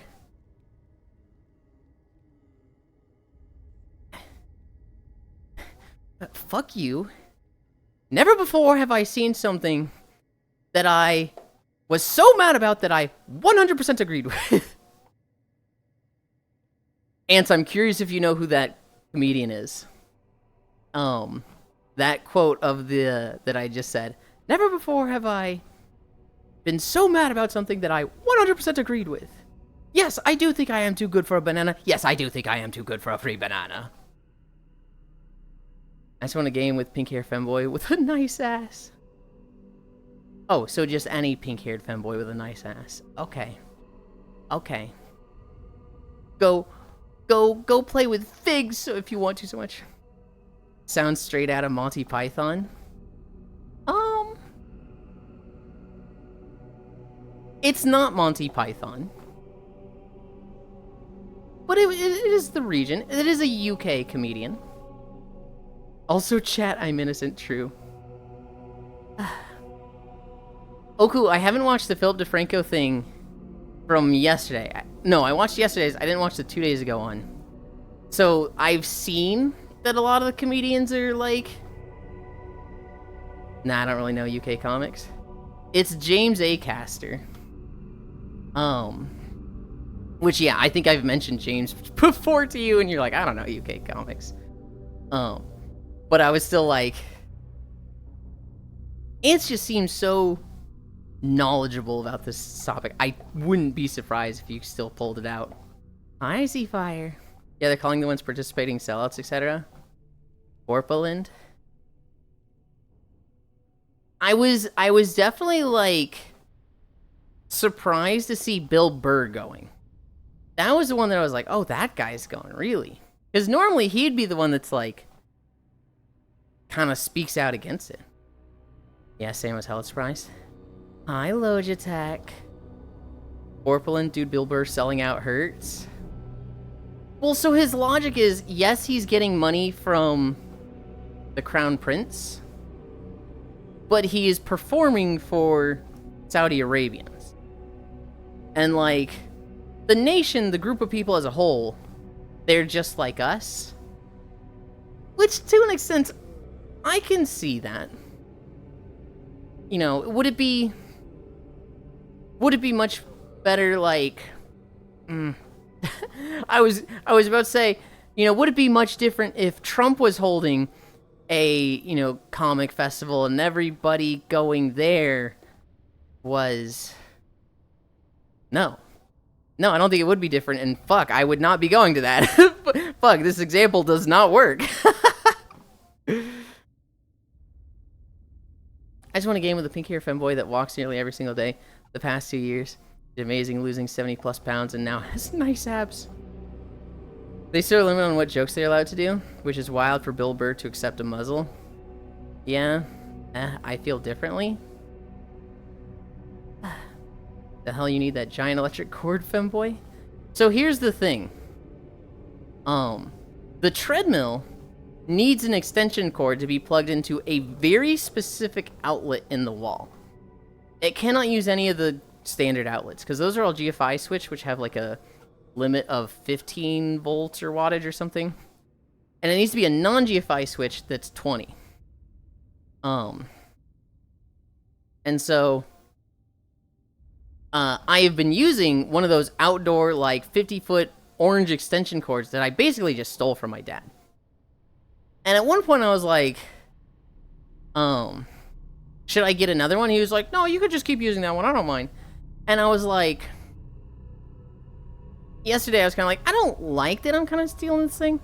Also, I can just get a pretty white one that matches the room more, so. I put the white 20-foot extension cord there. It'll match the room better. And then I can give my dad his orange one back and stop bogarting that one. When you say I feel differently, Ants, are you saying it's totally fine that Bill went? And all these comedians went? Or do you see that as selling out? Because I don't know how I feel about it yet. I'm like...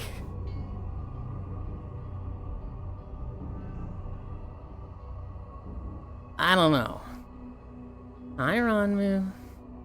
I don't see it as selling out.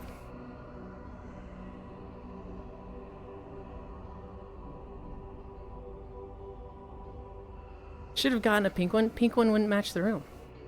They're just like us seems like a stretch because They're just like us is drawing a comparison to his visit Bahrain for Saudi Arabia. It's... I understand... I also watch their podcast more than anyone here combined. Yeah. Most of the roster of comedians I kind of expect. Bill Burr is just a standout one for someone so outspoken. In our country, they're like, whatever. And the other, they literally executed a journalist the other week for his opinions against the Crown and Fire Cock Riley. Right, but that's specifically the Crown, right? That's the guy at the top. Is the people attending this festival? Is this like the MAGA of Saudi Arabia? Or is this just like this is this is like less of a political thing and more of a like just a comic festival. Does not shock me, and I understand Bill Burr isn't shocking at all. I lost the WWE to Saudi Arabia. They bow down to them. Is there anything to make them happy? I'm pretty sure they're paying for the festival. Right, they're paying for the festival. But is it like... I don't know. So in my example of, you know, if Trump did this, it would be extremely right-wing, MAGA-oriented. It would be like... You expect jokes about woke, DEI, and anti-left. You would expect, like, super pro-conservative people to be at something that was hosted by Trump.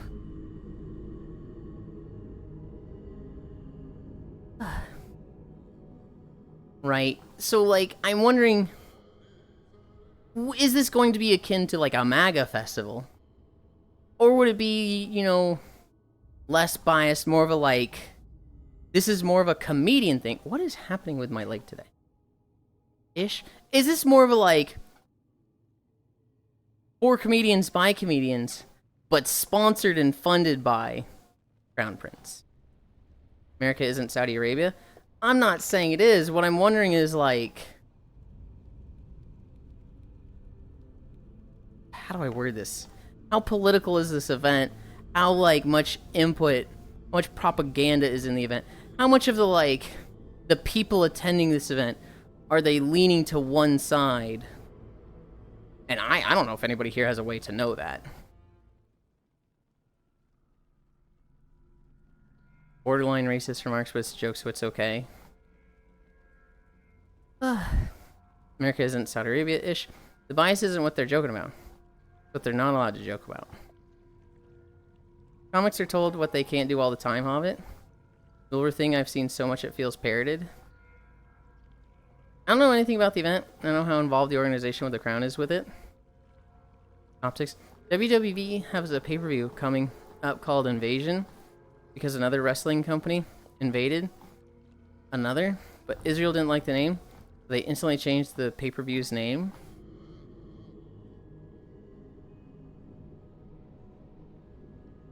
I guess what I'm, like, curious about is, like... So imagine if it was here. Let's say it's a comedian festival, and it's more like Comedy Central, and, like, both parties, both sides of politics are kind of, like, a part of it. There's a lot of right-wing, there's a lot of things, but it's not political. For the most part, it's, like... just a very hands-off political joke festival. And you wouldn't really know whether a comic or somebody participating was one way or the other, right? And it's like, everybody just has a good time. It's almost like a celebration of comedy. It's a complete success. But like, something like that, let's say it was sponsored by Trump, right? But you don't see like a lot of MAGA hats, if any. You don't see like a lot of pro-Trump stuff. I know this is an extreme hypothetical. I'm wondering if it would be akin to that, or if it's like this comedy festival in Saudi Arabia is very like, we love the Crown Prince, he's great and amazing. And I don't think anybody here could really answer that. Maybe Ants, because, you know, like they said, they watch the Bill Burr podcast, and he's going to have the most insight on it.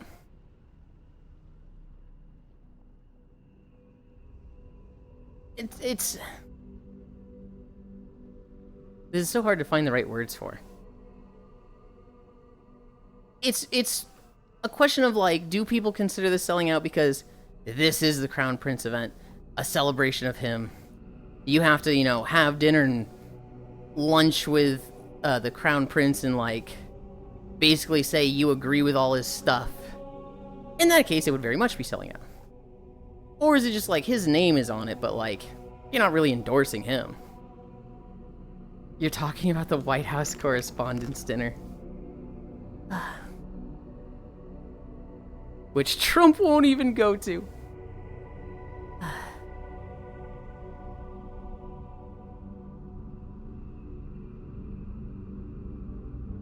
I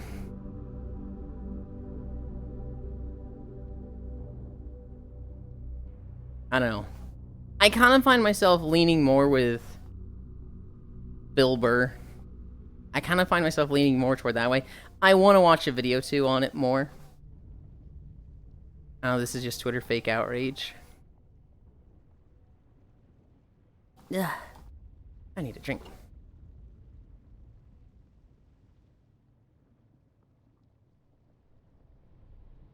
No one will care a week after it. Sadly, with comedians, they just struggle to keep relevancy since Hollywood stopped hiring them for movies. That's why they moved to podcasts, but then podcasting turned political because that gets them the views and attention they used to get when they were at their peak. So don't blame them for getting that bag.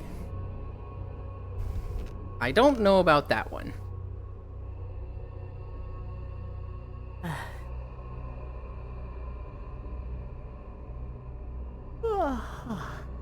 That's a stretch. I don't have the thumb strength to address that. That feels like a very generalized, like... I'm gonna fucking say it. That sounds like some redneck, you know what's wrong with the world, and then they tell you their specific thing. That might be the case for like 1 or 2 people. But as a whole, as a general, I would not say that.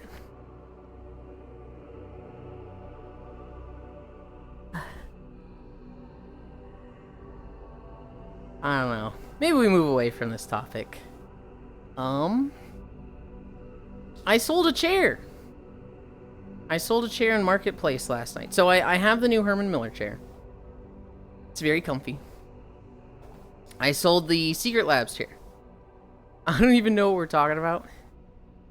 We are talking about me selling my chair. I had the Secret Labs chair since 2019. It was a little, dude selling his seats. Hell yeah, congrats. It was a little ragged. Oh, wait, no. We gotta go over holidays while we have Icy Fire. I delayed that for a long time. Today's holidays. October 1st, Wednesday. Balloons Around the World Day, CD Player Day, Homemade Cookie Day, International Coffee Day, International Day of Older Persons Day, International Music Day, International Raccoon Appreciation Day, International Walk to School Day, Less Than Perfect Day, Lincolnshire Day, Model T Day, National Black Dog Day, National Book It Day, National Fire Pup Day, National Green City Day, National Hair Day, National Kale Day, National Lace Day, National Pumpkin Seed Day, National Pumpkin Spice Day, Random Acts of Poetry Day, and World Vegetarian Day. Alright, so homemade cookie. Hands down. That's it. That wins. Homemade cookies. I'm gonna text my grandma today and be like, hey, it's homemade cookie day. I expect them within the week. Kale easily. Duck hug. Hi, Icy Leon. You know, I don't know what bug to be. I love Universe 7 Saiyans. Okay. I had to think about that one for a second. Sniffa.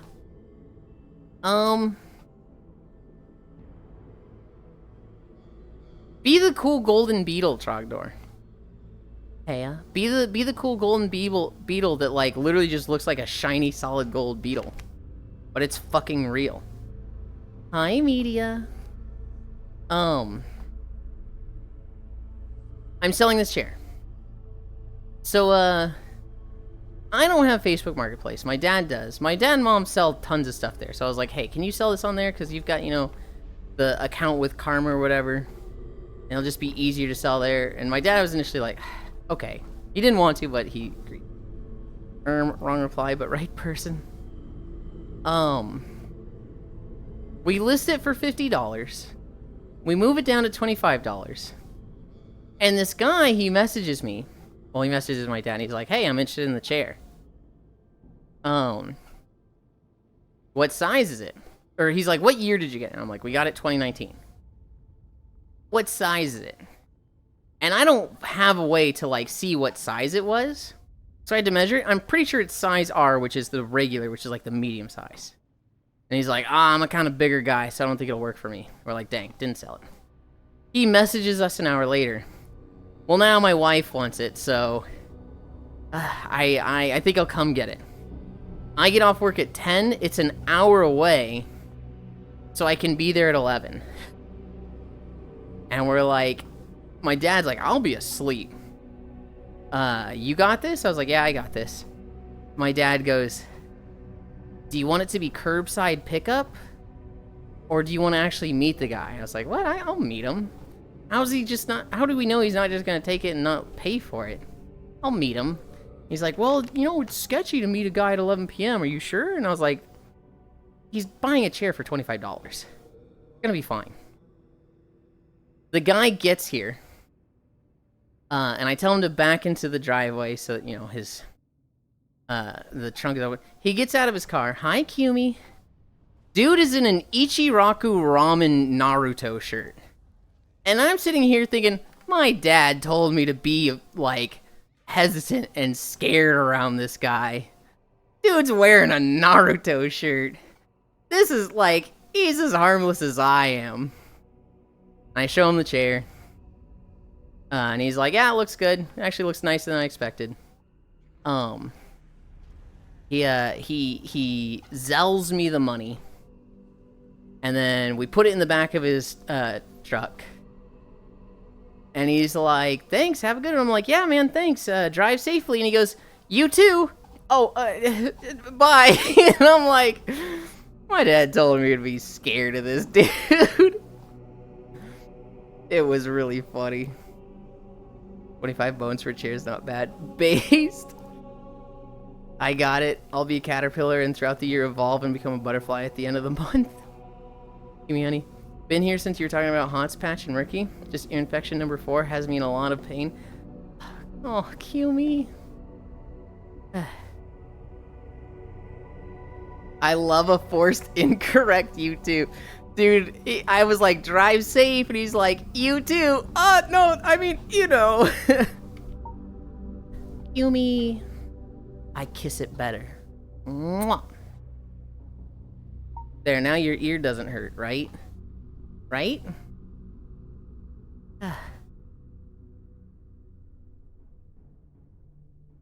It was, it's a 2019 Secret Labs Titan. I'm a little guy. So it was a bit ragged around, like, the armrests and, like, the seat. But it wasn't, like, exposed lining or anything. The actual, like, sturdiness of it was still really good. You just forced and more foreign bacteria to the infected area. Good job, Yulind. What the fuck? Also, we're at 4.2. After trying the FPC update over lunch, it's 110. Step in the right direction. New missions, new enemies, new weapons, reworked progression systems. Bro, you don't have to hold E to pick up stuff anymore. It's instant. Good. How long was this video? Was this a long one?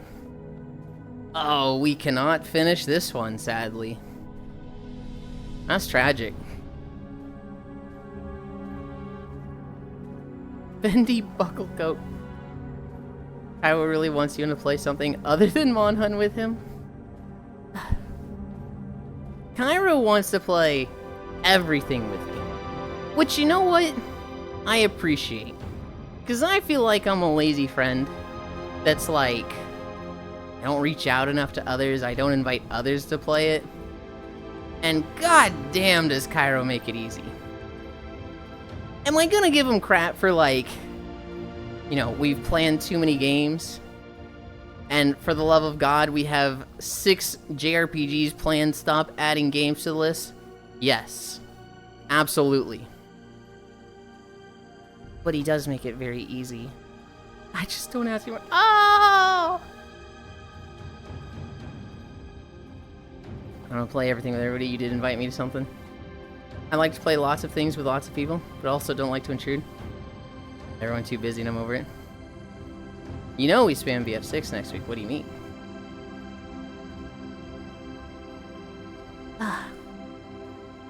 I can't get over the Ichiraku shirt.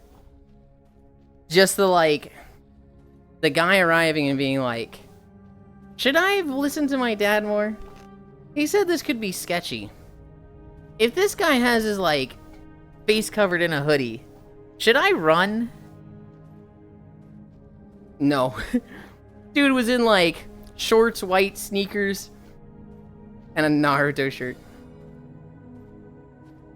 I'm not playing open weapons, a sacrifice I'm willing to make.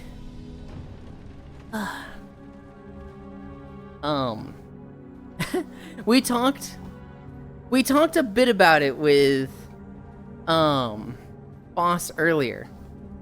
But when we were playing Monster Hunter yesterday, we killed Omega. We kept trying to do Omega for a little bit, and then we went and did other hunts. We wanted to get Fishy to 100.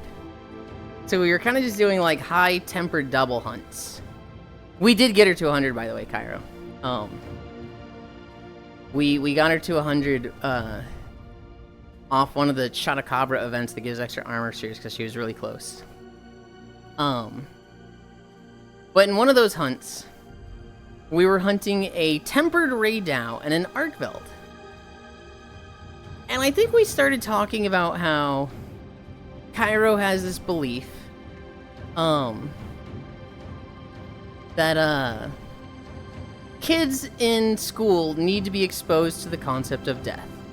They either need to see a nature documentary of the young antelope being eaten by cheetahs, or just something that's this is the concept of death. Things die. When you go to McDonald's and have chicken nuggets, you are eating a once living creature. So that their first experience isn't they're 20 years old and it's a dog or grandma, right? And Foss was yeah, I had that experience really early on. Because when I was 7, my weighted blanket squished my bird. And there was the fact that, this pet died, but also the fact that part of it was very largely my fault. And, that sucked. But, for me, when things die, I just got used to it really early. And, I think I then went, oh, my dogs died to cancer! And we're just it became one of those conversations that's damn. I feel closer to these people now that we're having this conversation. Because everybody's kind of revealed their true thoughts and not unmasked, but got real with their opinions on the subject. At one point, Boss was yeah, I don't know, death never really mattered to me. I just always had an understanding of everything we do is meaningless, and wherever we're all gonna die, and you struggle to find the value in life knowing that. And there's a silence, and I just go, that's my comfy streamer. Because a year ago at this point, Foss had a moment where he was I just need to accept I'll never be happy. Guys, I'm a comfy streamer, right? I have to finish a commission so I can play games guilt-free. I hate that philosophy. The philosophy that what is life worth? And we need to find the value in life. I think Fish was saying the same thing as you, Ants, and there's a lot of people that struggle with that, but they need to find beauty in life. Oh my god, Boss. If nothing matters, then it all does. I can see that. I feel very unphilosophical with it. And maybe that is philosophical in its own, but for me, the meaning of life and happiness, it has never been any purpose. It's never been anything fulfilling. It's always just been Or are you happy? Like, pursue happiness. But not even like high noob, not even long-term happiness, right? Like, I don't like the idea of suffering for 30 years to get to a good retirement. To me, it's like, what are you doing right now and are you enjoying it? And if you're not, you should be working toward getting to a spot where you are immediately happy with yourself. I pursue unhappiness in others. I am a very short-sighted person, I feel. I don't look at the long term of like, if I do this for 5 years, I can get to this. If I can grind now, I'll enjoy later. Because one of my biggest fears is like busting your ass off for a job. Doing like the grind, but then life happens and takes it all away from you. I see stories of people like, you know, working 60 hours a week, 10 to 20 years, and then they die in a car accident. They never get to retirement, and it's like, you have maximized the waste. You have put so much effort into a thing and never got to cash out. You can lose it all in a week, it happens so fast. I agree and don't. I'm terrified of that. I was terrified because, like, when I worked at Tech Systems, I only worked there for 4 years. But there were kind of 3 phases of it. Phase 1, I was commuting an hour, working 9 hours, commuting 2 hours home, and then I had like 4, maybe 5 hours to myself. And I didn't really have time for friends because they would all like go do these long game grinds, and you know, I've had 4 hours, didn't have much time to spend with them. So I kind of just got left behind. I did that for 6 months, and that was one of the most miserable points of my life. Stop waiting for people to be ready.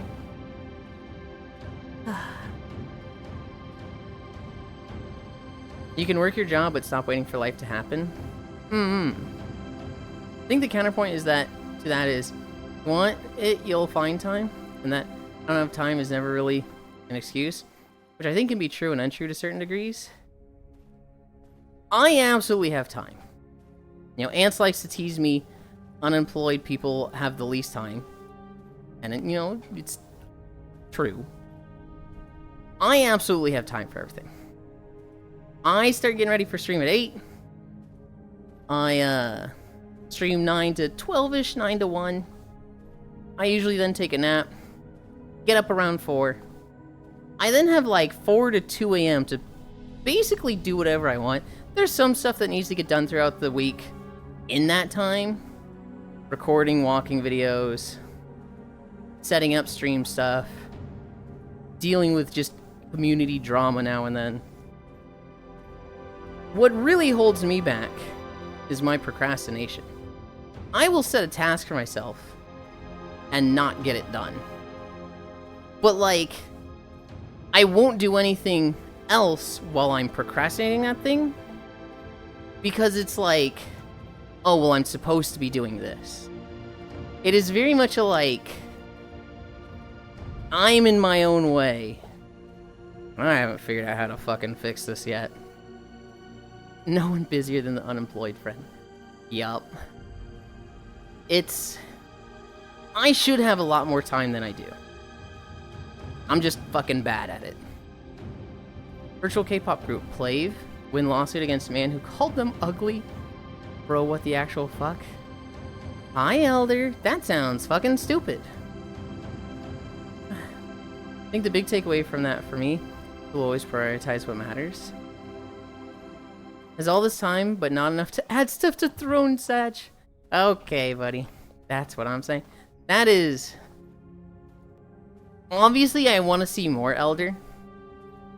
Like, if this was somebody who was like a massive influencer, millions of followers on social media, and they were like, damn, this group is ugly, and there was this noticeable drop in their sales from it, I could see that being like, come on, man. They don't look great, to be honest. It sounds like clickbait. Yeah.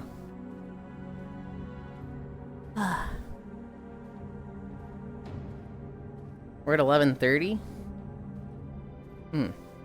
It's not libel if it's true. That's not how it works.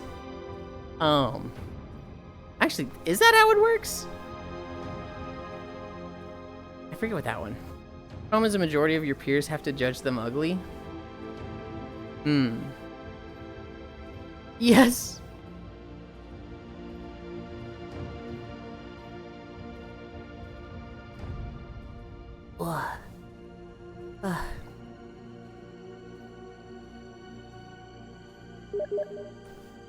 God damn it. I swear I keep turning Steam notification sounds off.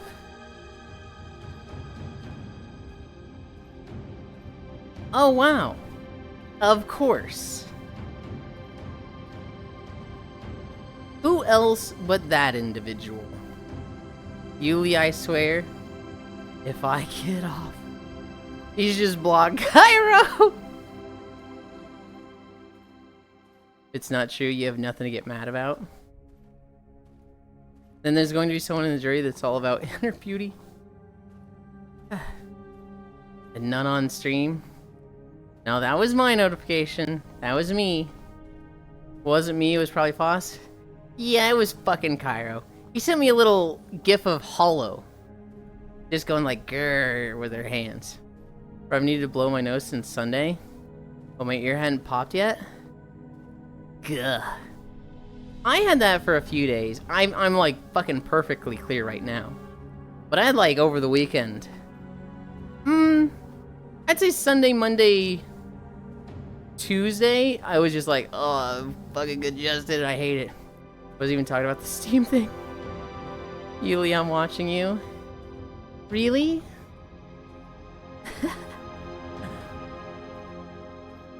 I don't know how far we're going. I feel like stopping at 5 is a little too soon. Like, I didn't have any incline today. But we have to stop to be ready for peak. Well, I was congested on a plane. Felt my sinuses go pop. But nothing happened. When I went to California, I didn't get the usual ear popping. Like, I remember going on plane rides in the past, and it was very noticeable, like, fucking pop in my ears at a certain point. And with this time, it was like, it just didn't happen. And I was like, this is weird. Do I force it? And, you know, I kind of sniffed hard while plugging my nose, and I felt like regular pops, but, like, in the past, it was, like, very loud, very noticeable, like, oh, my hearing is different now that I've popped them.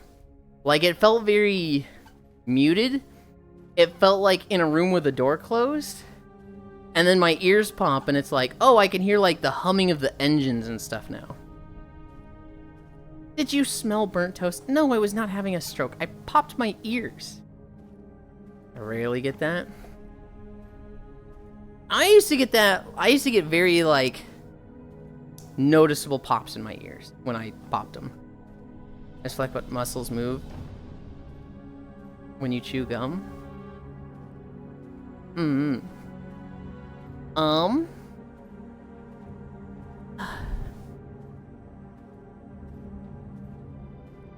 Family dinner is tonight.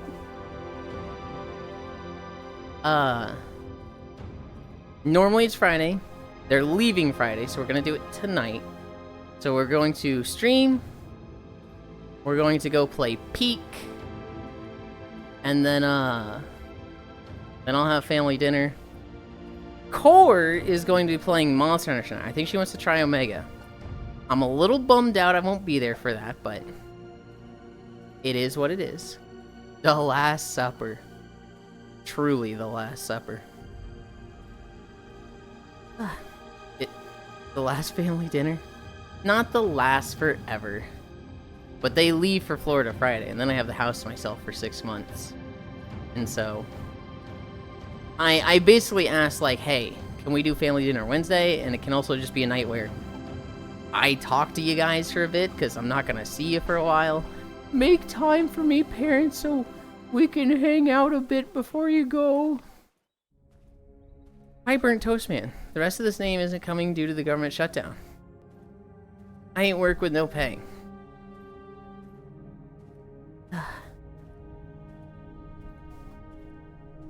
How do I insult Global here and basically say, like, that's crazy? Because the quality of your work is like you're not getting paid. I just said I don't smell burnt toast. That I'm not having a stroke. And he still called me burnt toast man. It's like the opposite of fact-checking. That's like, hey, was this person fired for working at your company? No, they were not. Journalist article, man fired from working at this company. You did the opposite of what I told you. This guy. This guy, I swear. Ugh. We're at 4.94.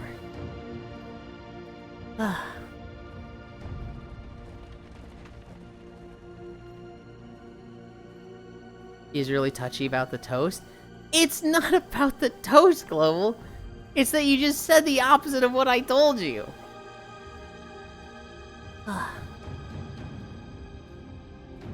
Hi, Keo.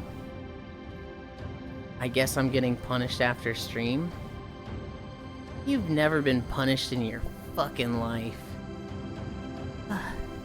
Maybe you need to be. Maybe that's why you act so spoiled and unruly. Hi, how goes the walk? It's good. It should be a long walk today, Keo. We have a very long video that we got as our last one. We're at 4.97 now. But we still have, like, I'd say 40 minutes of this video. Yeah. There's still 43 minutes left. But I got somewhere to be in 23 minutes. And so, we're gonna cut this video short.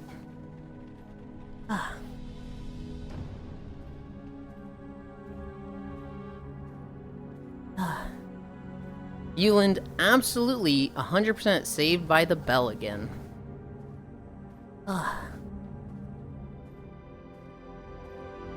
Keo, you've played Peak, right? Surely you've played Peak.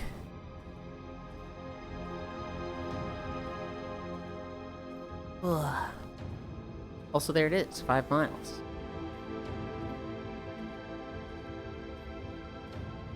My paycheck was more than I thought after missing a week of work, thank God. Peak, the climbing co-op game? Yeah. Never heard of it. Okay, Keo. Okay. So you've definitely played it.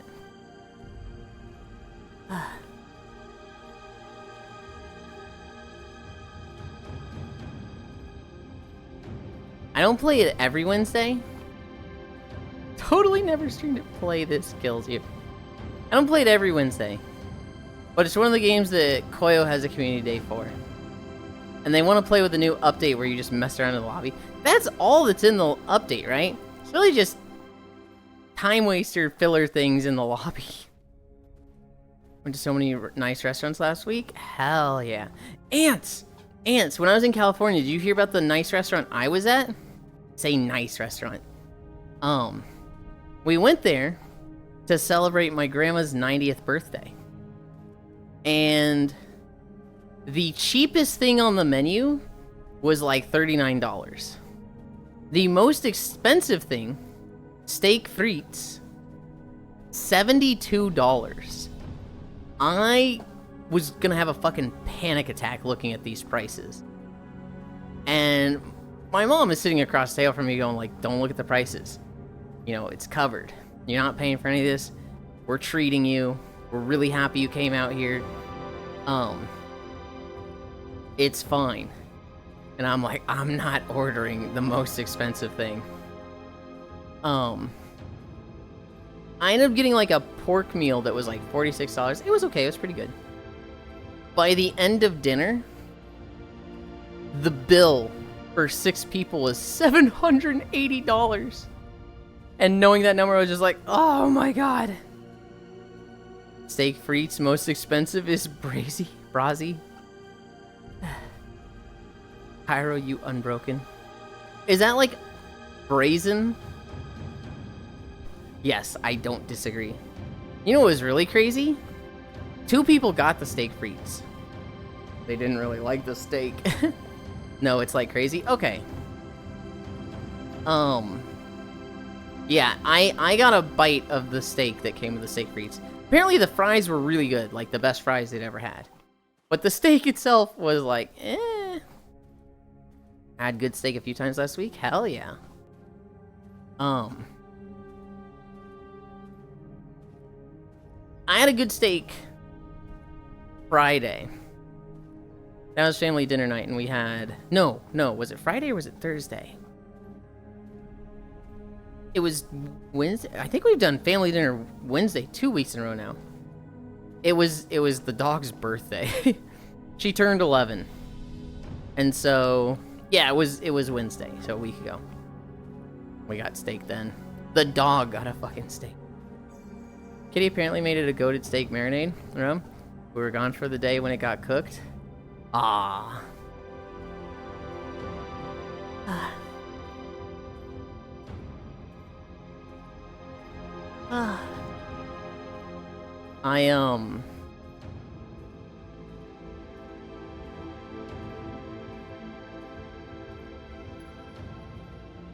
The other thing of that dinner, Ants, $780 for 6 people, right? They fucked up the dessert. They'd run out of tiramisu. So when 2 people ordered it, they had to go to the like next restaurant over and be like, "Hey, we ran out of tiramisu. Give us 2 of yours." So they brought that over. But when they brought it over, it was like still frozen and like you could feel the ice crystal still in it. So it was like, oh, this kind of the worst tiramisu we've ever had. They wiped that from the bill, which is nice of them. Mal wore flashbacks to expensive dinner where everyone's dessert is fucked up. Expensive food has crazed me. See where the cost comes from with nice ingredients and well-trained chefs. But I will enjoy a potato with cheese just as much. I'm the same, Leon.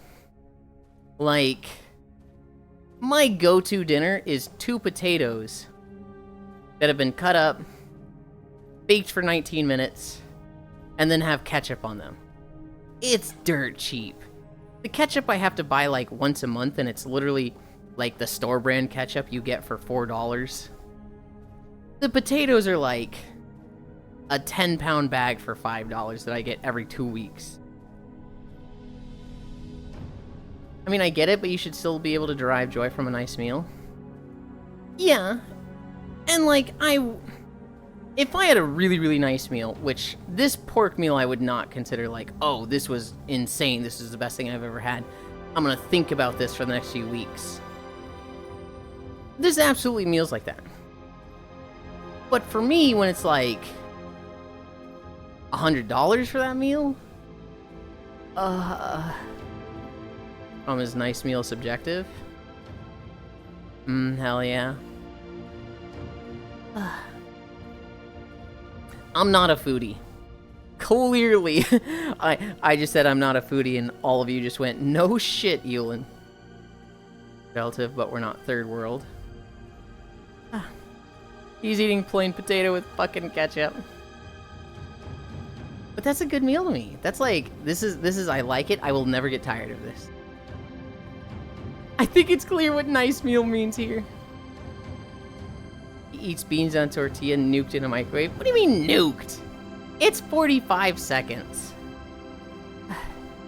To me, it's like, ooh, that's a little hot. And for you, it's like, dude, this needs to be in for like another 2 minutes. What do you mean it's hot?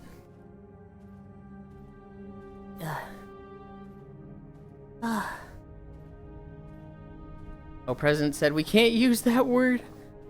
Oh, God. Wait, hold on. The free speech president said we can't... Okay. Okay.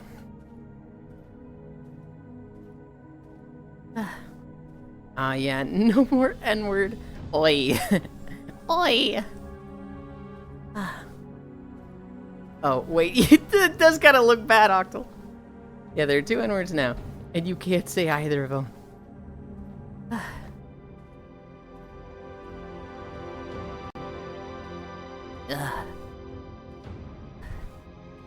I saw the stuff with Trump and Hegseth in the speech to the generals. I don't know if you guys saw a bit of that. Holy fucking shit, dude. What a fucking, like... How did we get here? God. Meanwhile... I don't watch rage bait streamers. All ranks of the military except the command-in-chief. True! So I did not see it. I get my news from this channel. So basically, I'll go over it real quick. Hegseth called all generals from around the world in all branches of military, about 800 generals, to a meeting in Washington, D.C. Nobody knew what it was about. Nobody, like, was like, what the fuck? Oh god, is this important? And Hegseth goes in front of everybody, and he's like, we need to be the best nation. We need to have the strongest military. We do have the strongest military. But we need to, you know, rise with the times. We need to stay the strongest. So from now on, no DEI, no special accommodations, no bullshit, no fat people. It's lame when we have desktop jobs in the military with fat people. No beards. No beards allowed. And, like, just...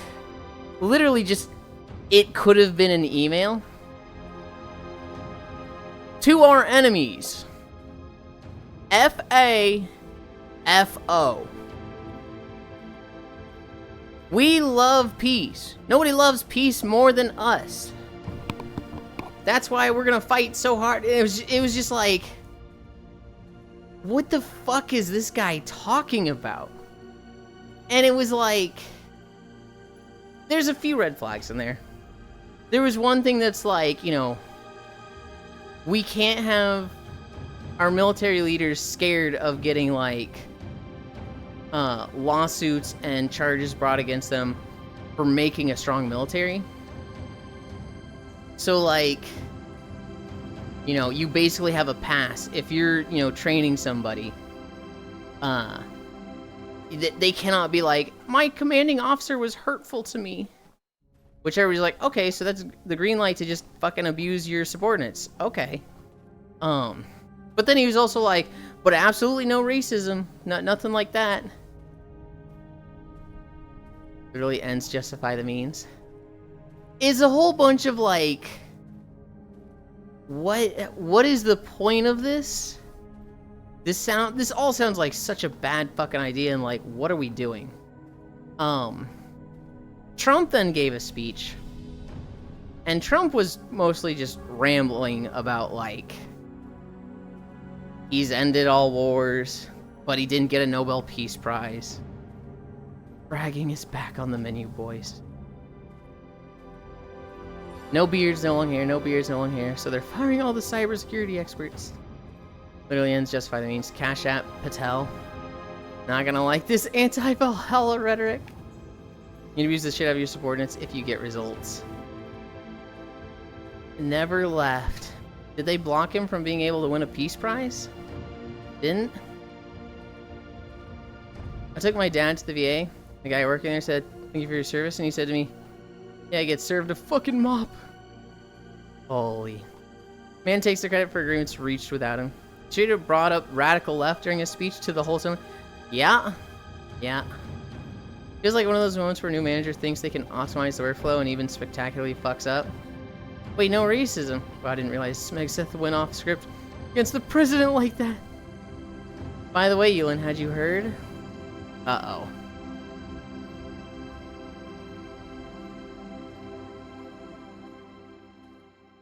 The Lorax is radicalizing the final left, apparently. No. What the fuck? No, I had not heard that. It's 11:50. But 5.5 miles. I'm gonna stop walking there. Oh, that's a tale as old as time. Dude, it's so... It's so just like, what are you doing, dude? Ugh, okay. Gonna be here. Nope, nope. I need to take this.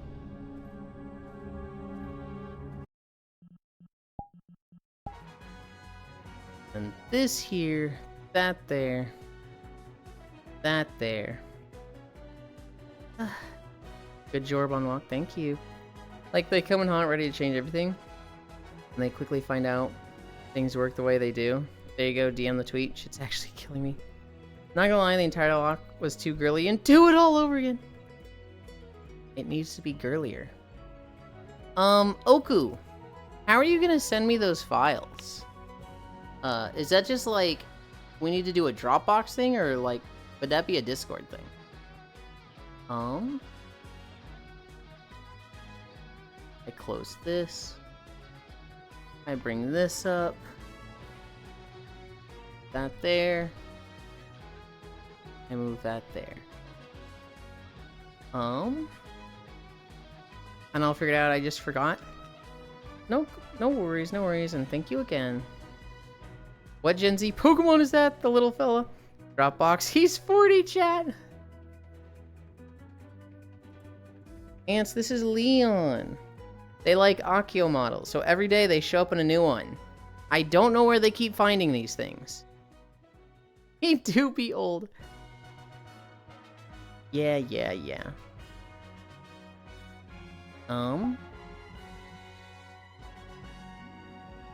Chatting. Where are we going? Is it me and Leon, right?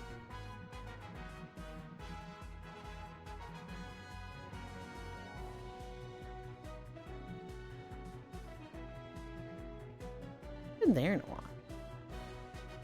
Oh. New instant. Friends. Drop portal. Anchor, local, in spin 3. Portal! Hi, Farisu! They did it, Yulind. They saved Unholy.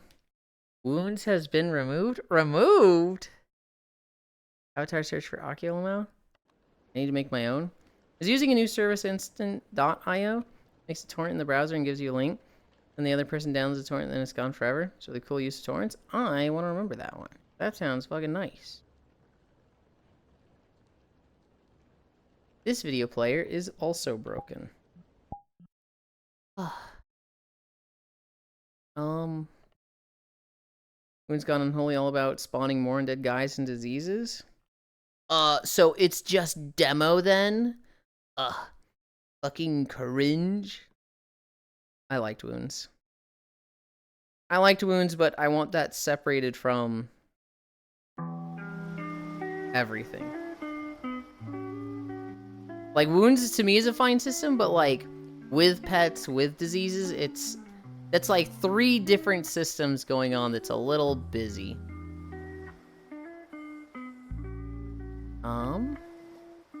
I never fixed my trackers. Behavior. Out that window. Demo can't even turn into a demon anymore. Fake Warlock. It was never supposed to. That's always what Demon Hunter should have been. Demonology turning into a demon was borrowed power for Isu. This is a pretty world. I like this world. It's one of those worlds that, like, I really, really like it. But admittedly... I took a drink mid-sentence. Admittedly, there's a little bit of, like, unpleasant memories here for me. And so I think of this world, and I think of a very specific person. And that kind of, like, ugh. Why did I come here again? But I always forget that when I drop the portal.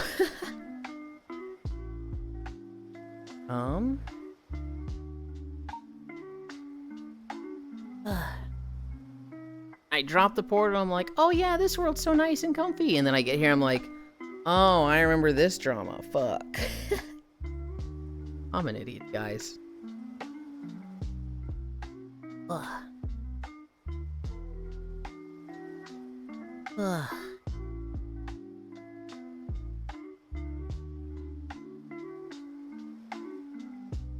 Demo sucks now that it can't turn into a demon.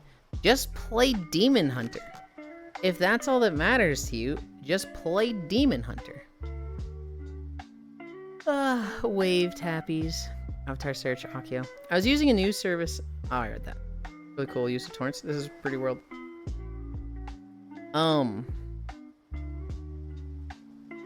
No, you could be a demon forever. You can't do that as Demon Huntard. Sounds like a skill issue for Risu. That'd be a pretty neat build for Demon Hunter, wouldn't it? Demon, just always being a demon. I don't know. I felt like the apotheosis form didn't really fit demonology. I think the new demonology is better. Although personally, I wish it was less about imps and more about fellhounds. I wish instead of like just adding more and more imps, it was like you empowered your Dreadstalkers. Like imagine Dreadstalkers being a thing that's like 15-second cooldown, they last 15 seconds. And then every Hand of Gul'dan you do empowers them in some way. So there's a little bit of pooling. You do Dreadstalkers, and then you do you just try to pump empowerment into them, and then you do other stuff towards the end of it, and then rinse repeat. I think that'd be a cool rotation. That or your Felguard is your standard pet, and every Hand of Gul'dan you do gives you a random pet for 15 seconds. So instead of 3 imps, it'd be like 1 boss imp. Or 1... I don't know. I don't like how many imps there are. Granted, I feel like imps is probably the best thing because they're ranged and it's just extremely consistent damage, so you can't fuck imps up. Yeah, that's cool, Yulind. Wounds are gone. Okay, Frisu. Alright. Happy for it. Not that it matters much. You're gonna go back to being a blood main.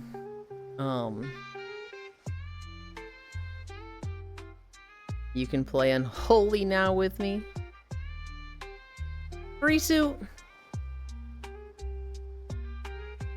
There's a picture I think of that I don't think I'd be able to find anymore.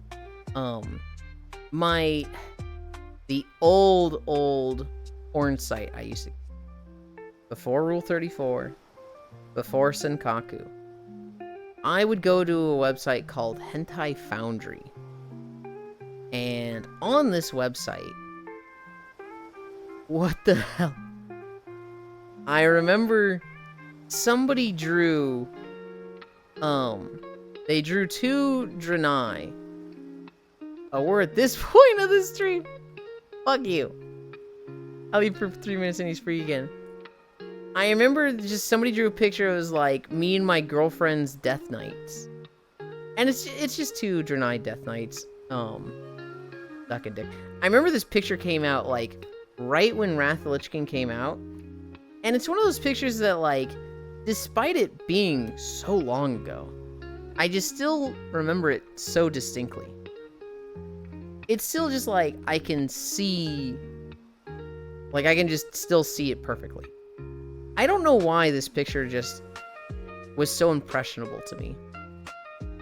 But it's just like, I remember that one, me and my girlfriend's Death Knights, we love this class. And I don't know, anytime Frisu, granted Frisu is not a girlfriend in any way. Anytime Frisu's like, yeah, play Death Knight with me, it just like flashes that image in my head. That's weird, right?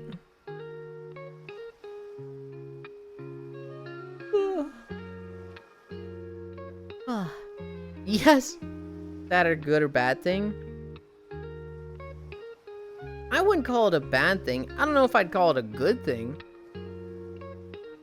I don't know. It's like that phrase of play Death Knight with me just makes me think of two people playing Death Knights. This artist from 17 years ago. You associate Death Knight with you getting railed on Hentai forums. Not Death Knight specifically. Specifically, it's someone playing Death Knight wanting to play Death Knight with me. That connection is wild. I kind of agree. I don't disagree with that statement. It is very much like just two Death Knights makes me think of a porn image. Connection is still wild.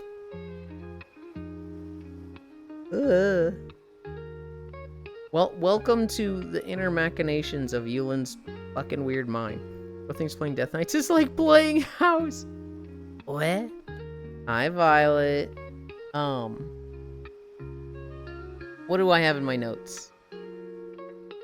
Omega downed. And just the stream last night.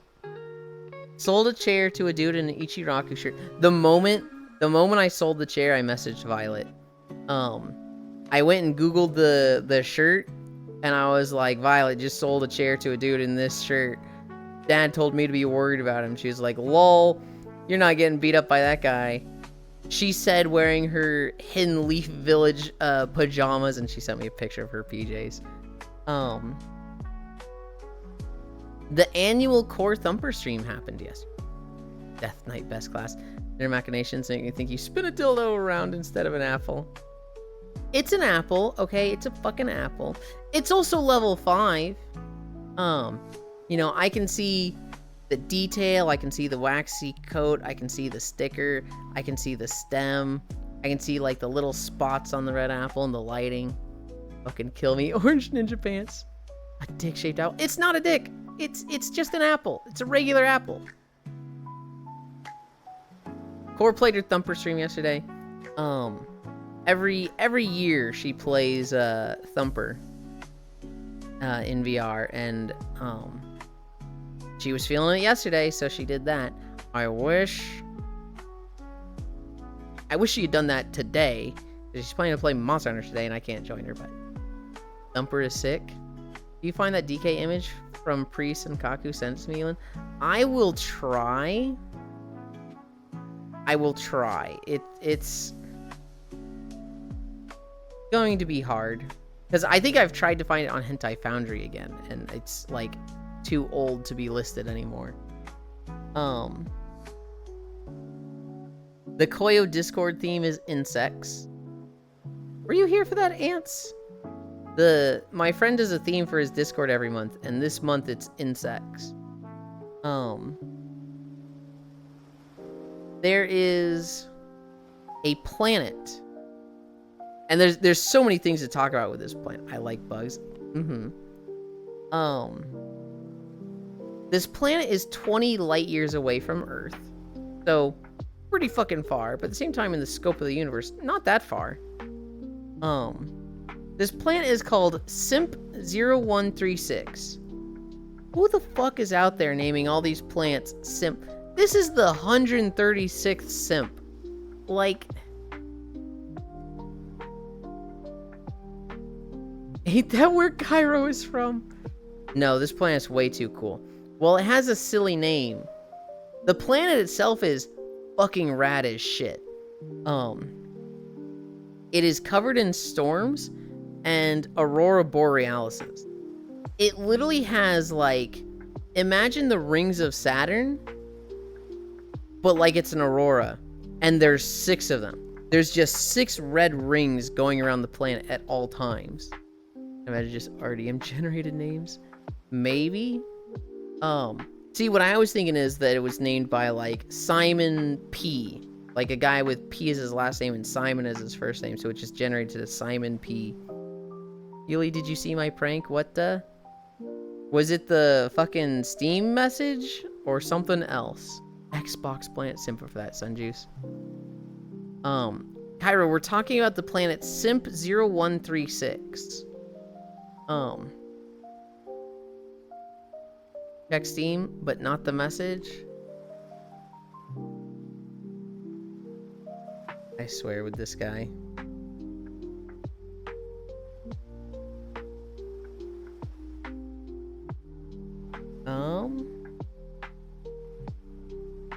Play. You all.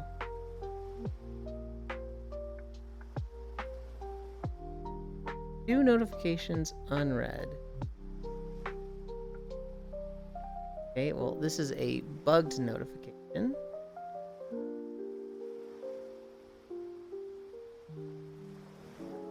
I don't have any notifications, Cairo. Maybe it hasn't gone through yet?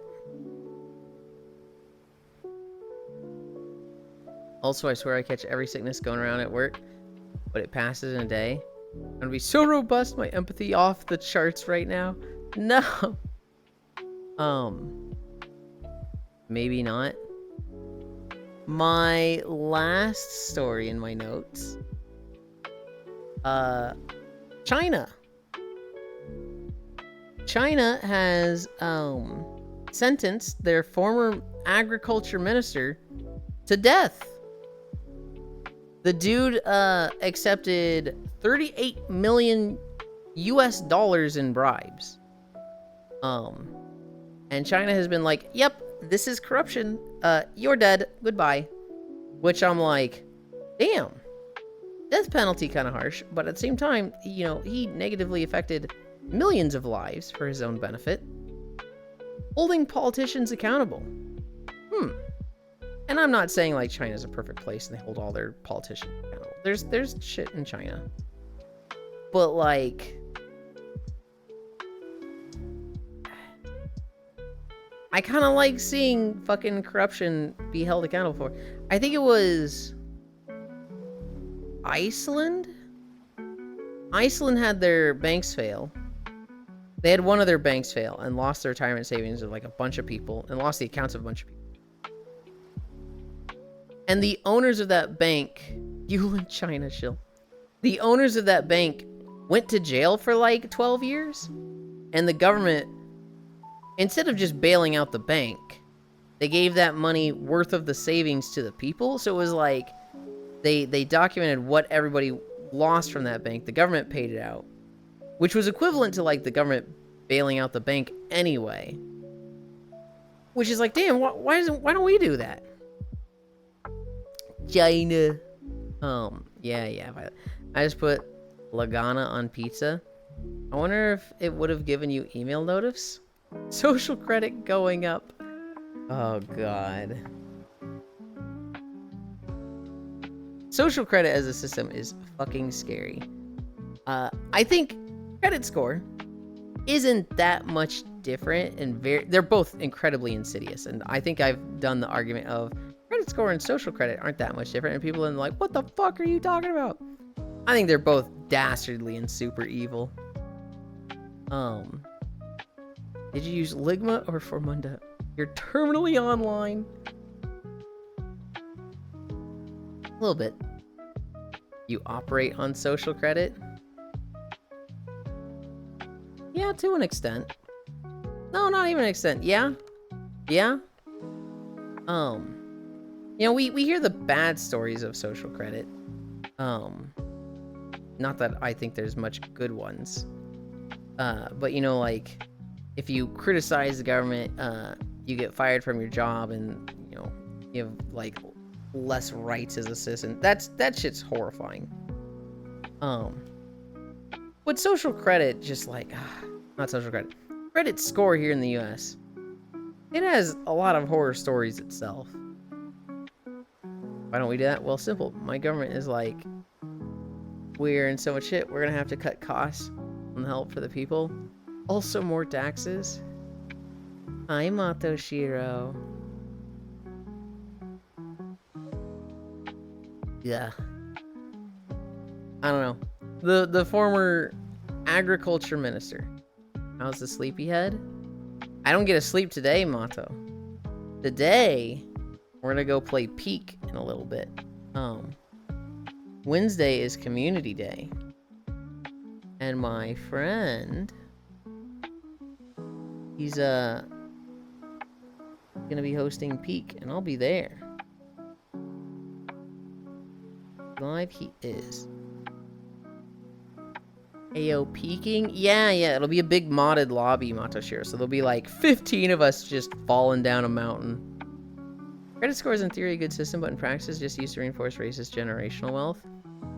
I understand the logic of it, of like, hey, we want some assurance, and you know, if I'm loaning money to someone, I want them to have good credit score so that I have some, not guarantee, but assurance that I'm going to get that money back because it's somebody who has essentially a good rating, like a good score on Yelp or Marketplace, right?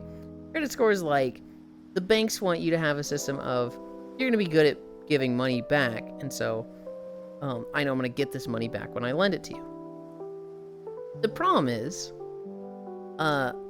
this assumes that everybody fits perfectly in the system of, like, just constantly having credit card debt. And there's a lot of things that just look bad for it, right? If you pay off your fucking why am I fucking brain farting so hard? If you pay off your student debt, if you had bills for like 10 years of paying off your fucking student loan, 10 years. You pay that off, your credit score goes down like 250 points, and it's like, why? It's like, oh, well, you don't have that debt, so you're not making those regular payments anymore. So they you know, we don't know if you're good at paying money, which it's just like asinine. It's like, what the fuck are you talking about? They just paid the debt off. But for whatever reason, it goes down when you pay off your college debt. There's a lot of systems like that in it that's just, I see it making sense in a boardroom. You ain't in debt, you're a nobody. Yeah. If you're not, weird stuff. It's like in the specific situation, and maybe for most people it made sense when it was being created, but like there's so much variance that it just, there's so many people that I'd say the majority of people fall through the cracks in some way, right? You know, you've got 76 rules and maybe 5% people don't apply to each rule, but after 76 rules, well, damn near everybody's fallen through the rule in some way. It just sucks. Well, capitalism is in theory not that bad, but corporate made it extremely bad. There's a strong difference, Matoshiro, between early capitalism and late stage capitalism. I actually think, this is going to sound crazy, I think capitalism is awesome when everybody is on the same playing field. When you have like a starting system and everybody has the same amount, the same resources, capitalism fucking rules. Capitalism does everything that you want it to. It, you know, it incentivizes innovation and creativity. It like prioritizes, you know, competitive business practices, not to the point of sabotaging, but of like keeping prices low, treating workers well.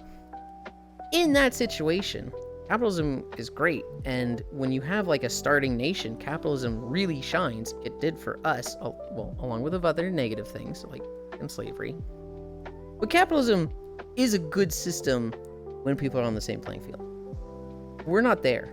We're at late stage capitalism. Late stage capitalism is mom and pop can't open a bakery because there's a company that owns, you know, 1,700 bakeries across the US, and they have 2 in that city, and mom and pop opened a bakery. Well, that chain can lower their prices to fucking nothing. The mom and pop can't stay in business. The moment they're gone, that company who has been operating at a loss, or that franchise bakery that has been operating at a loss, they can bump up their prices because now they don't have competition. There's a lot of shit like that in late stage capitalism that's just, it sucks.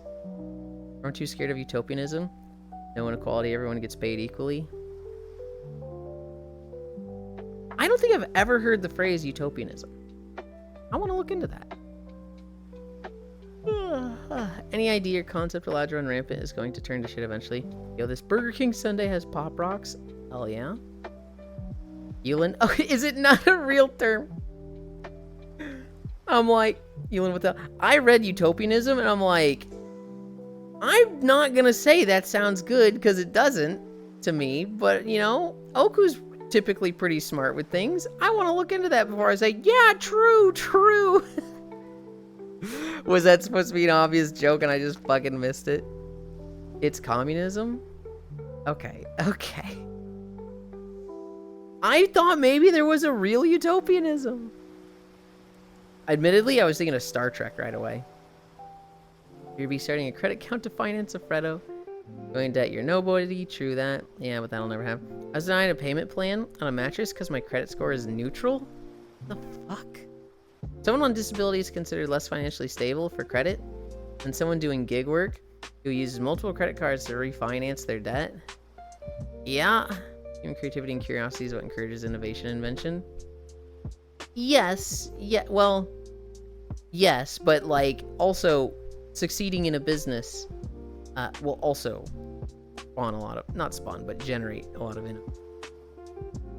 Yulind ... I just won the shit out of a game of Ravenfield EFP. Yulind, what the hell is communism? Washington has the problem that people think the solution is raising minimum wage, which kills small businesses because all the prices go up from raising the minimum wage. They can't afford to keep paying employees. Violet, incredibly fucking wrong though. Because there's plenty of businesses, look at Dick's Burgers, where minimum wage has gone up and the prices of everything has not gone up. You can say the prices of everything will go up. If all the corporations that are paying minimum wage weren't like making 40%, 60% profit. Dick's Burgers, we're back here again. You just don't have to raise the prices. Because you're already making such insane profits. I strongly disagree with you, Violet. Society, if my friends weren't always pity. This is a capitalism issue, though. Or at least what's been taught is communism. I know nothing about communism. People don't just raise prices or economic models in general. Dick's is tasty, but I don't think that counts as small business. What does that have to do? The issue isn't it being a small business. The thing about Dick's Burgers, Violet, is that all their employees are paid like $21 or $23 minimum, and they have the same price hamburgers at McDonald's. If the people at the top of the pyramid actually paid their fair share, rather than playing the fucking sliding cups game to pay basically a zero functional tax rate, maybe Reaganomics wouldn't be considered a scam. When the minimum wage increase happens, and I'm at Dick's Sporting Goods, telling them to bring out balls too. Like, you just have to look at the wealth transfer during COVID to see what the issue is.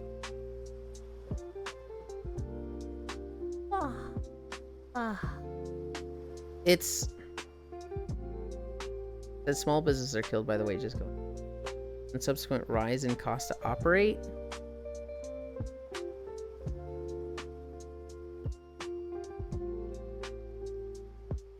If minimum wage goes up for everybody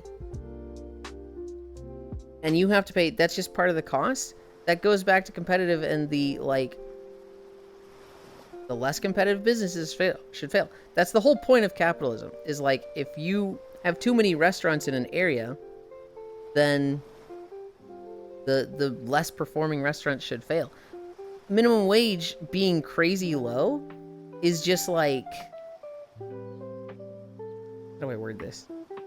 Minimum wage being low is just offsetting business costs on your employees. That is just like, your business isn't good enough. And so you are cutting corners by offsetting costs on your employees, hi Broily, or onto customers by making them tip. I don't have to pay my workers a better amount, but I'll make 9.9 billion instead of dead.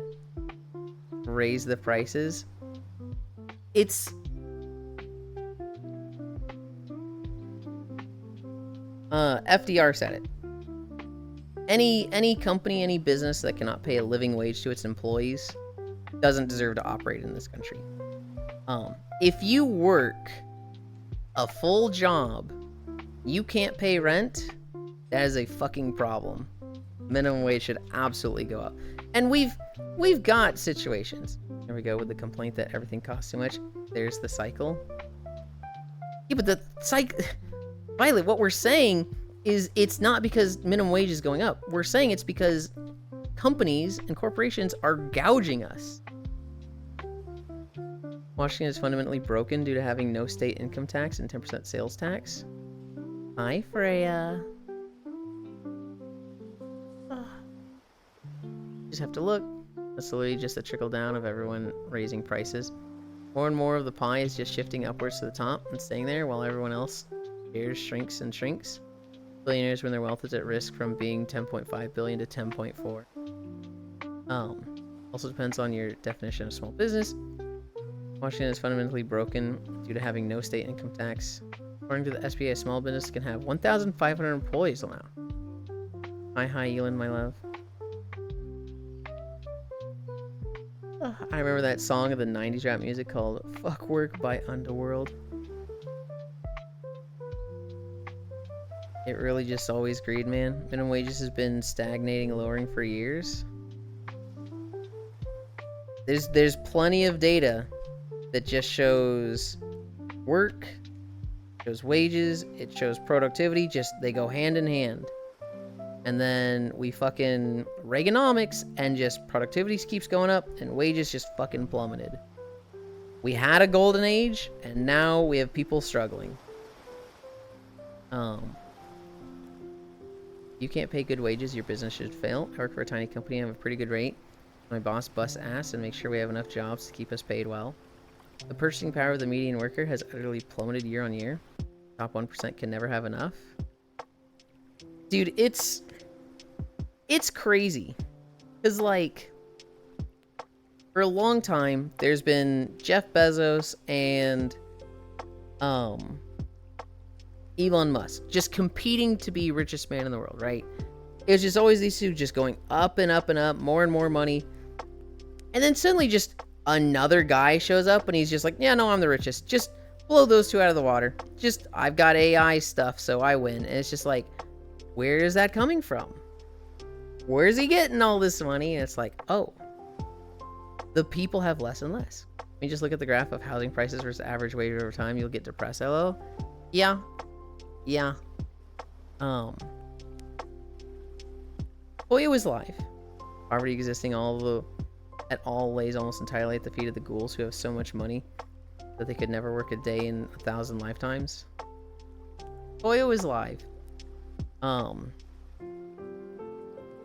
We are going to go there. We're gonna go play Peak. I mean, 30 years ago, housing was an average of like 150k. Average income was around 35k. Scarcity is a product of greed at this point. That's just sad. You know what's crazy, Kumi? There's like way more open houses. There's like 30,000 houses extra compared to homeless. The actual amount of homeless we have compared to houses on the market is like, well, there's way more houses, which you would think makes housing really fucking cheap. But there's so many companies that just like, I know can cost increasing because over time. There's so many companies that have like engineered keeping things high, keeping rent high, keeping it just unavailable. That's just like, what do you fucking do, dude? Tell you what I did. I moved in with my parents. Look at me. Smooth, auto level pit. Where am I putting this?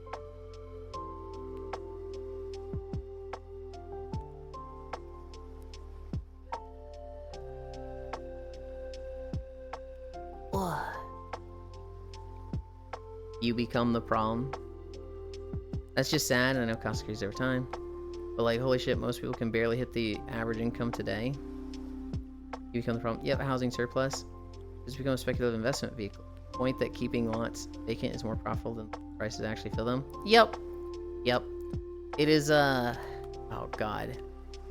I remember looking at this renting thing that was like, it is more profitable for you as a landlord to have an apartment that's like open half the year, but if you keep prices high, those 6 months will pay for lowering your prices and having someone there all the time.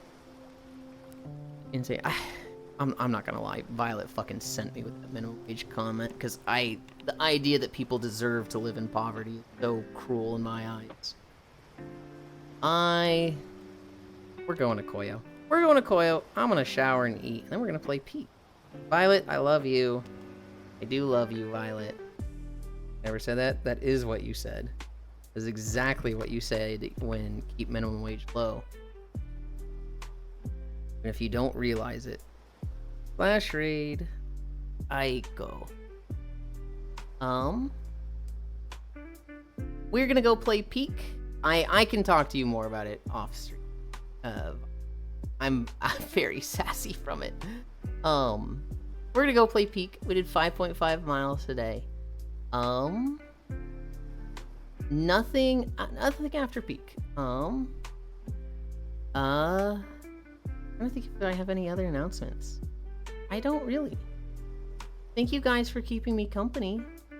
I love you.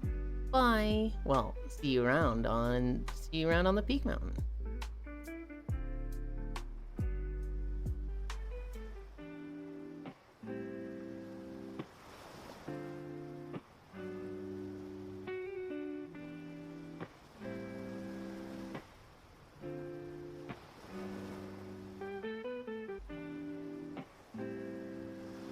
Did it not go through?